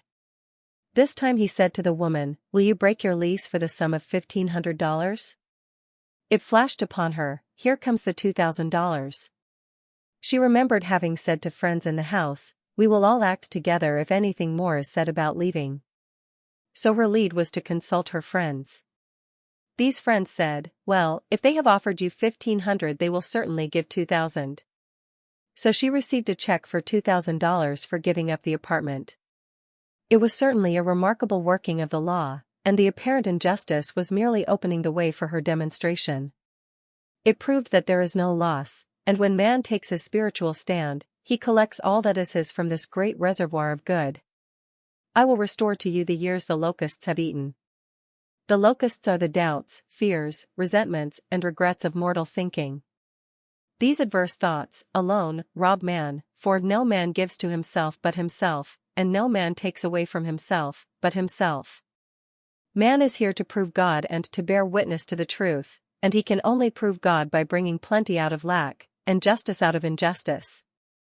Prove me now herewith, saith the Lord of hosts, if I will not open you the windows of heaven, and pour out a blessing, that there shall not be room enough to receive it. Or the divine design, no wind can drive my bark astray nor change the tide of destiny. There is for each man perfect self-expression. There is a place which he is to fill and no one else can fill, something which he is to do, which no one else can do, it is his destiny. This achievement is held, a perfect idea in divine mind, awaiting man's recognition. As the imaging faculty is the creative faculty, it is necessary for man to see the idea, before it can manifest. So man's highest demand is for the divine design of his life. He may not have the faintest conception of what it is, for there is, possibly, some marvelous talent, hidden deep within him. His demand should be, _infinite spirit, open the way for the divine design of my life to manifest, let the genius within me now be released, let me see clearly the perfect plan, _the perfect plan includes health, wealth, love and perfect self-expression. This is the square of life, which brings perfect happiness. When one has made this demand, he may find great changes taking place in his life, for nearly every man has wandered far from the divine design. I know, in one woman's case, it was as though a cyclone had struck her affairs, but readjustments came quickly, and new and wonderful conditions took the place of old ones. Perfect self-expression will never be labor, but of such absorbing interest that it will seem almost like play. The student knows, also, as man comes into the world financed by God, the supply needed for his perfect self-expression will be at hand. Many a genius has struggled for years with the problem of supply, when his spoken word, and faith, would have released quickly the necessary funds. For example, after the class, one day, a man came to me and handed me a cent. He said, I have just 7 cents in the world, and I'm going to give you one, for I have faith in the power of your spoken word. I want you to speak the word for my perfect self-expression and prosperity. I spoke the word, and did not see him again until a year later. He came in one day, successful and happy, with a roll of yellow bills in his pocket. He said, immediately after you spoke the word, I had a position offered me in a distant city, and am now demonstrating health, happiness, and supply. A woman's perfect self-expression may be in becoming a perfect wife, a perfect mother, a perfect homemaker, and not necessarily in having a public career. Demand definite leads, and the way will be made easy and successful. One should not visualize or force a mental picture. When he demands the divine design to come into his conscious mind, he will receive flashes of inspiration, and begin to see himself making some great accomplishment. This is the picture, or idea, he must hold without wavering. The thing man seeks is seeking him, the telephone was seeking Bell. Parents should never force careers and professions upon their children. With a knowledge of spiritual truth, the divine plan could be spoken for, early in childhood, or prenatally. A prenatal treatment should be, let the God in this child have perfect expression, let the divine design of his mind, body, and affairs be made manifest throughout his life, throughout eternity. God's will be done, not man's, God's pattern, not man's pattern, is the command we find running through all the scriptures, and the Bible is a book dealing with the science of the mind. It is a book telling man how to release his soul, or subconscious mind, from bondage. The battles described are pictures of man waging war against mortal thoughts. A man's foes shall be they of his own household. Every man is Jehoshaphat, and every man is David, who slays Goliath, mortal thinking, with the little white stone, faith. So man must be careful that he is not the wicked and slothful servant who buried his talent. There is a terrible penalty to be paid for not using one's ability. Often fear stands between man and his perfect self-expression. Stage fright has hampered many a genius. This may be overcome by the spoken word, or treatment. The individual then loses all self-consciousness, and feels simply that he is a channel for infinite intelligence to express itself through. He is under direct inspiration, fearless, and confident, for he feels that it is the Father within him who does the work. A young boy came often to my class with his mother. He asked me to speak the word for his coming examinations at school. I told him to make the statement, "I am one with infinite intelligence. I know everything I should know on this subject." He had an excellent knowledge of history, but was not sure of his arithmetic. I saw him afterwards, and he said, "I spoke the word for my arithmetic, and passed with the highest honors, but thought I could depend on myself for history, and got a very poor mark." Man often receives a setback when he is too sure of himself, which means he is trusting to his personality and not the Father within. Another one of my students gave me an example of this. She took an extended trip abroad one summer, visiting many countries, where she was ignorant of the languages. She was calling for guidance and protection every minute, and her affairs went smoothly and miraculously. Her luggage was never delayed nor lost. Accommodations were always ready for her at the best hotels, and she had perfect service wherever she went. She returned to New York. Knowing the language, she felt God was no longer necessary, so looked after her affairs in an ordinary manner. Everything went wrong, her trunks delayed, amid inharmony and confusion. The student must form the habit of practicing the presence of God every minute. In all thy ways acknowledge him, nothing is too small or too great. Sometimes an insignificant incident may be the turning point in a man's life. Robert Fulton, watching some boiling water, simmering in a tea kettle, saw a steamboat. I have seen a student, often, keep back his demonstration, through resistance, or pointing the way. He pins his faith to one channel only, and dictates just the way he desires the manifestation to come, which brings things to a standstill. My way, not your way, is the command of infinite intelligence. Like all power, be it steam or electricity, it must have a non-resistant engine or instrument to work through, and man is that engine or instrument. Over and over again, man is told to stand still. O Judah, fear not, but tomorrow go out against them, for the Lord will be with you. You shall not need to fight this battle, set yourselves, stand ye still, and see the salvation of the Lord with you. We see this in the incidents of the $2,000 coming to the woman through the landlord when she became non-resistant and undisturbed, and the woman who won the man's love after all suffering had ceased. The student's goal is poise. Poise is power, for it gives God power a chance to rush through man, to will and to do its good pleasure. Poised, he thinks clearly, and makes right decisions quickly. He never misses a trick. Anger blurs the visions, poisons the blood, is the root of many diseases, and causes wrong decision leading to failure. It has been named one of the worst sins, as its reaction is so harmful. The student learns that in metaphysics sin has a much broader meaning than in the old teaching. Whatsoever is not of faith is sin. He finds that fear and worry are deadly sins. They are inverted faith, and through distorted mental pictures, bring to pass the thing he fears. His work is to drive out these enemies, from the subconscious mind. When man is fearless he is finished. Maeterlinck says, that man is God-afraid. So, as we read in the previous chapters, man can only vanquish fear by walking up to the thing he is afraid of. When Jehoshaphat and his army prepared to meet the enemy, singing Praise the Lord, for his mercy endureth forever, they found their enemies had destroyed each other, and there was nothing to fight. For example, a woman asked a friend to deliver a message to another friend. The woman feared to give the message, as the reasoning mind said, "Don't get mixed up in this affair, don't give that message." She was troubled in spirit, for she had given her promise. At last, she determined to walk up to the lion, and call on the law of divine protection. She met the friend to whom she was to deliver the message. She opened her mouth to speak it, when her friend said, "So-and-so has left town." This made it unnecessary to give the message, as the situation depended upon the person being in town. As she was willing to do it, she was not obliged to, as she did not fear, the situation vanished. The student often delays his demonstration through a belief in incompletion. He should make this statement: in divine mind there is only completion, therefore, my demonstration is completed. My perfect work, my perfect home, my perfect health. Whatever he demands are perfect ideas registered in divine mind, and must manifest, under grace in a perfect way. He gives thanks he has already received on the invisible, and makes active preparation for receiving on the visible.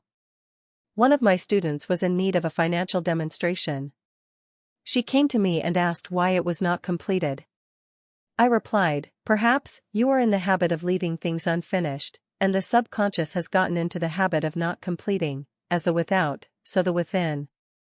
She said, you are right. I often begin things and never finish them. I'll go home and finish something I commenced weeks ago, and I know it will be symbolic of my demonstration. So she sewed assiduously, and the article was soon completed. Shortly after, the money came in a most curious manner. Her husband was paid his salary twice that month. He told the people of their mistake, and they sent word to keep it. When man asks, believing, he must receive, for God creates his own channels. I have been sometimes asked, suppose one has several talents, how is he to know which one to choose? Demand to be shown definitely. Say, Infinite Spirit, give me a definite lead, reveal to me my perfect self-expression, show me which talent I am to make use of now. I have known people to suddenly enter a new line of work, and be fully equipped, with little or no training. So make the statement, I am fully equipped for the divine plan of my life, and be fearless in grasping opportunities. Some people are cheerful givers, but bad receivers. They refuse gifts through pride, or some negative reason, thereby blocking their channels, and invariably find themselves eventually with little or nothing.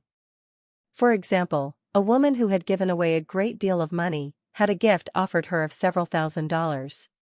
She refused to take it, saying she did not need it. Shortly after that, her finances were tied up, and she found herself in debt for that amount. Man should receive gracefully the bread returning to him upon the water. Freely ye have given, freely ye shall receive. There is always the perfect balance of giving and receiving, and though man should give without thinking of returns, he violates law if he does not accept the returns which come to him, for all gifts are from God, man being merely the channel. A thought of lack should never be held over the giver. For example, when the man gave me the 1 cent, I did not say, poor man, he cannot afford to give me that. I saw him rich and prosperous, with his supply pouring in. It was this thought which brought it.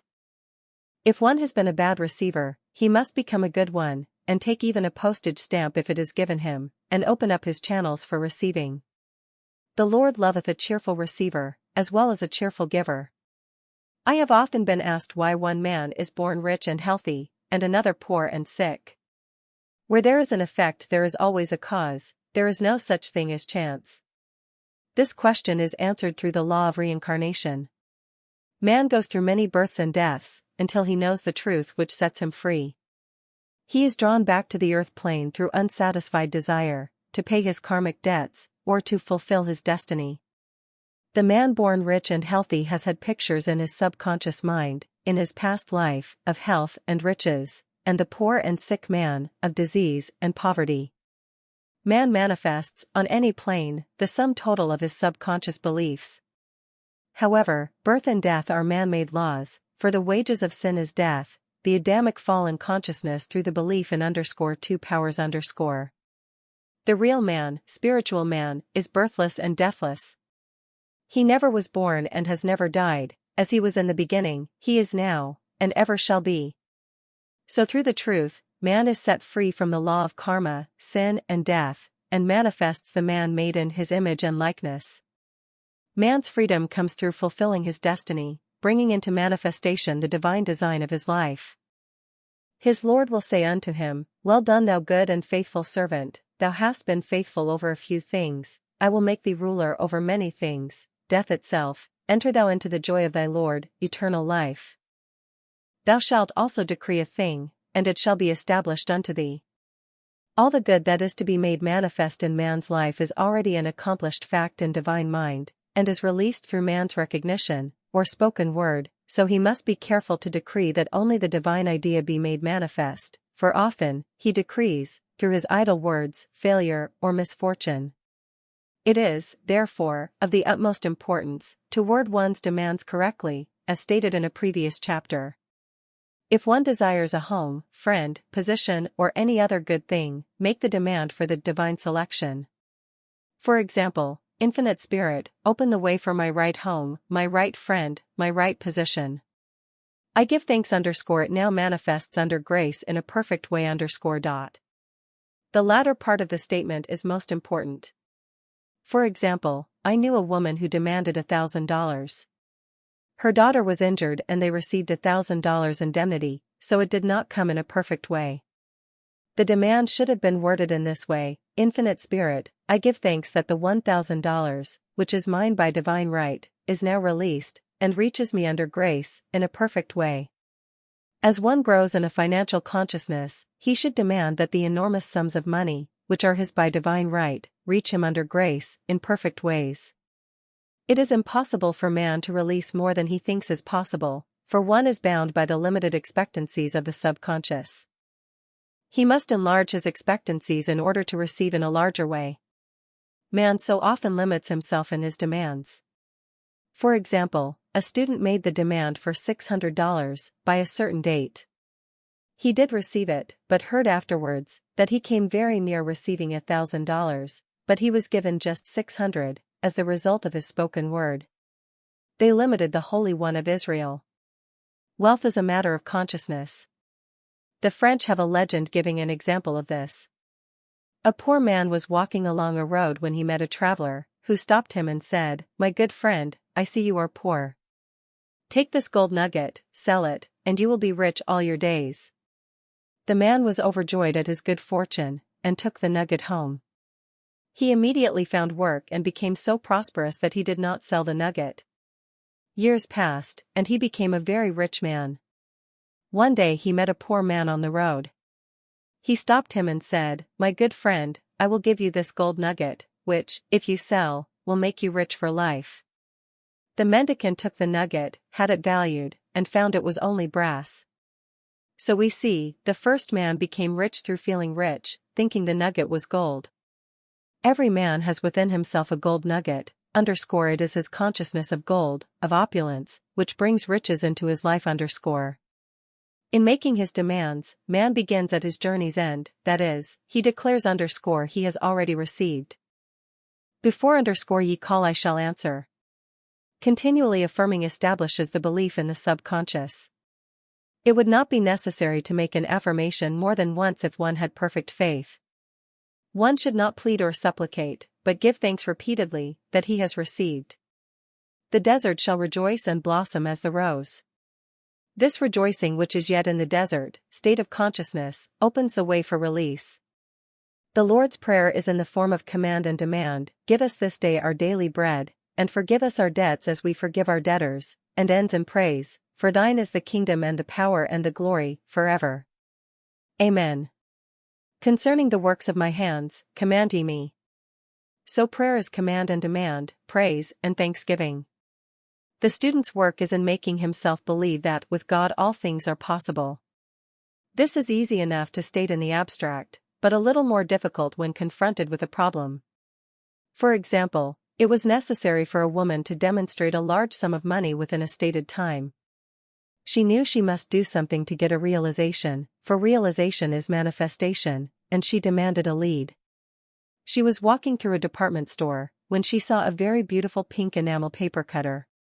She felt the pull towards it. The thought came, I haven't a paper cutter good enough to open letters containing large checks. So she bought the paper cutter, which the reasoning mind would have called an extravagance. When she held it in her hand, she had a flash of a picture of herself opening an envelope containing a large check, and in a few weeks she received the money. The pink paper cutter was her bridge of active faith. Many stories are told of the power of the subconscious when directed in faith. For example, a man was spending the night in a farmhouse.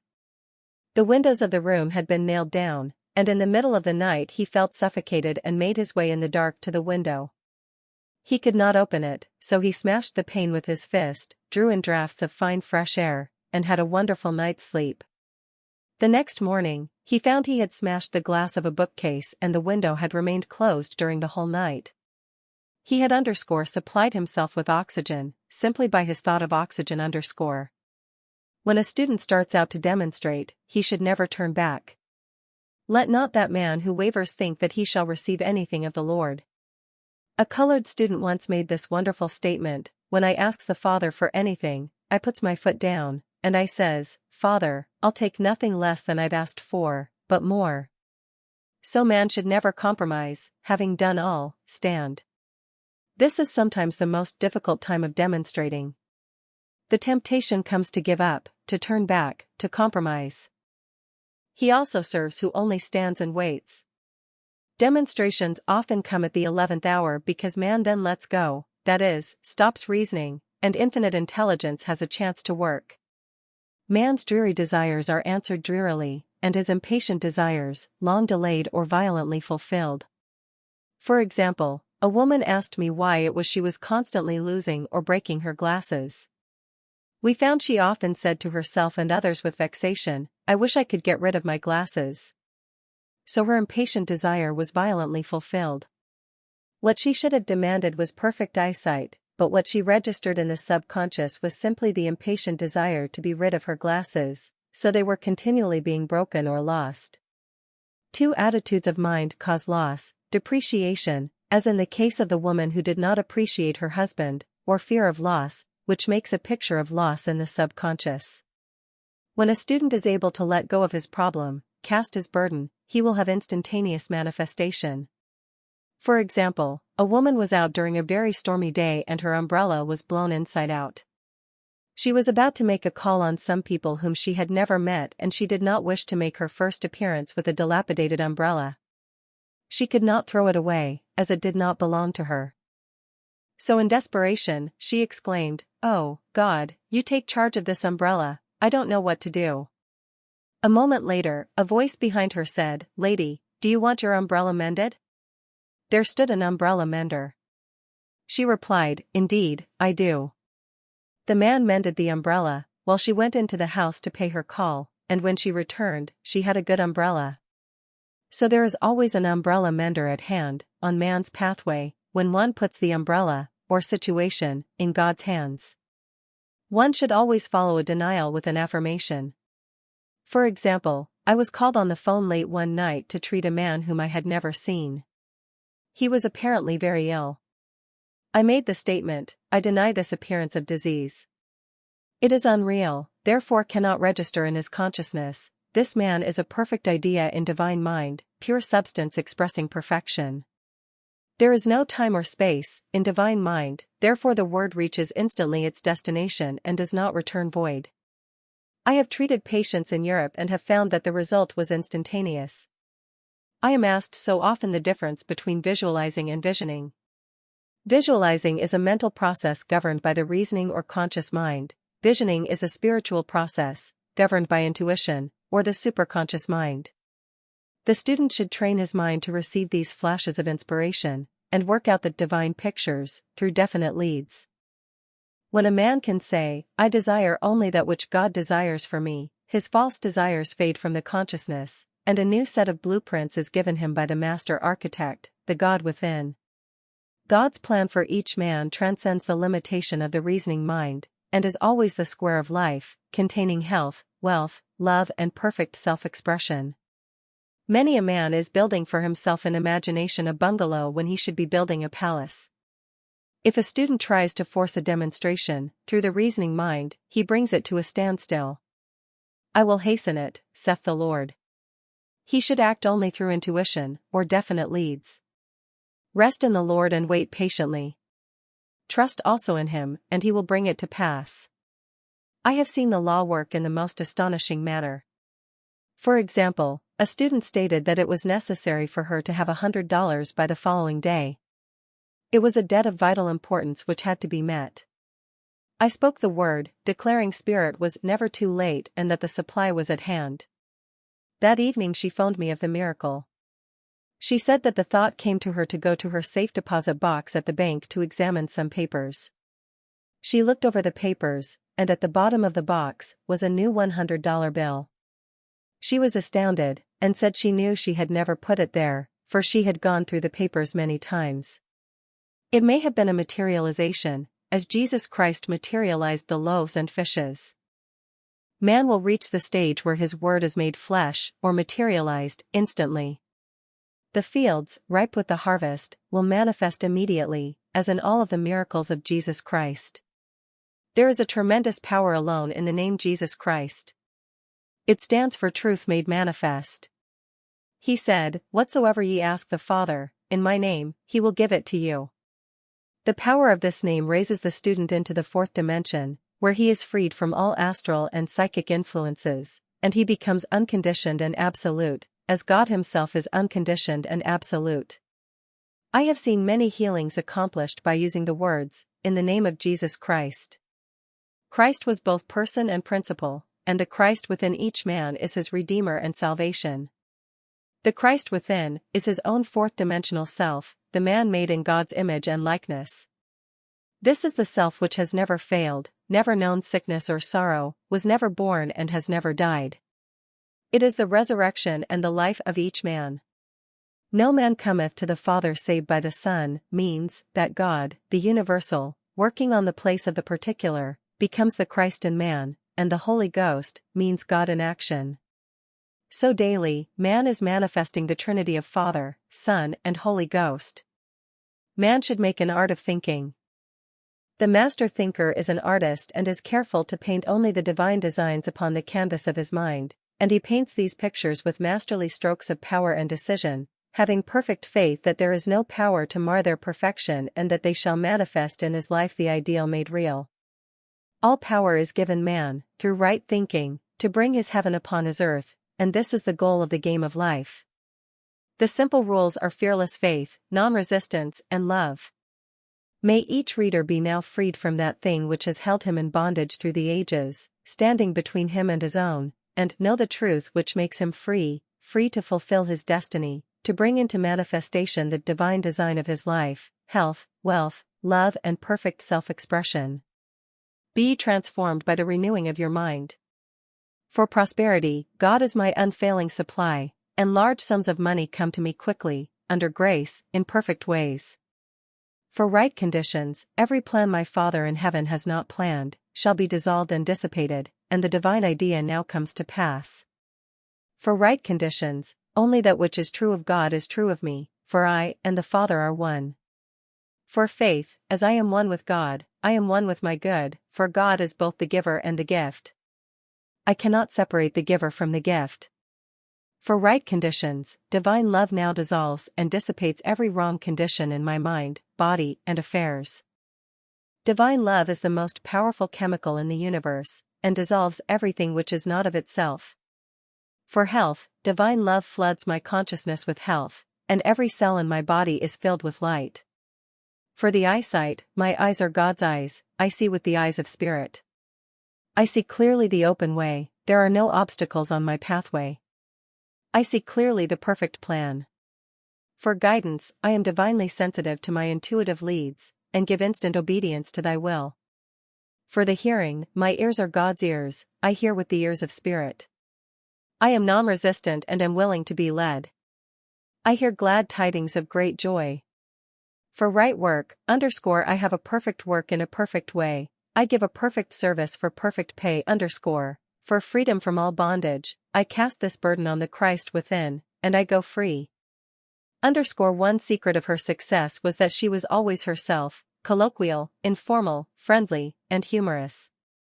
She herself was very spiritual, and taught by familiar, practical, and everyday examples. Emmett Fox, on Florence Scovel Shinn, books by Florence Scovel Shinn. The Game of Life and How to Play It. The Power of the Spoken Word. Your word is your wand. The Secret Door to Success. The Writings of Florence Scovel Shinn, 1-volume edition, The Game of Life, cassette tape. DEVORSS and Company, Publishers, Marina del Rey, California, 90294-0550. Transcriber's notes. Page 8. Changed, victim of distorted imagination.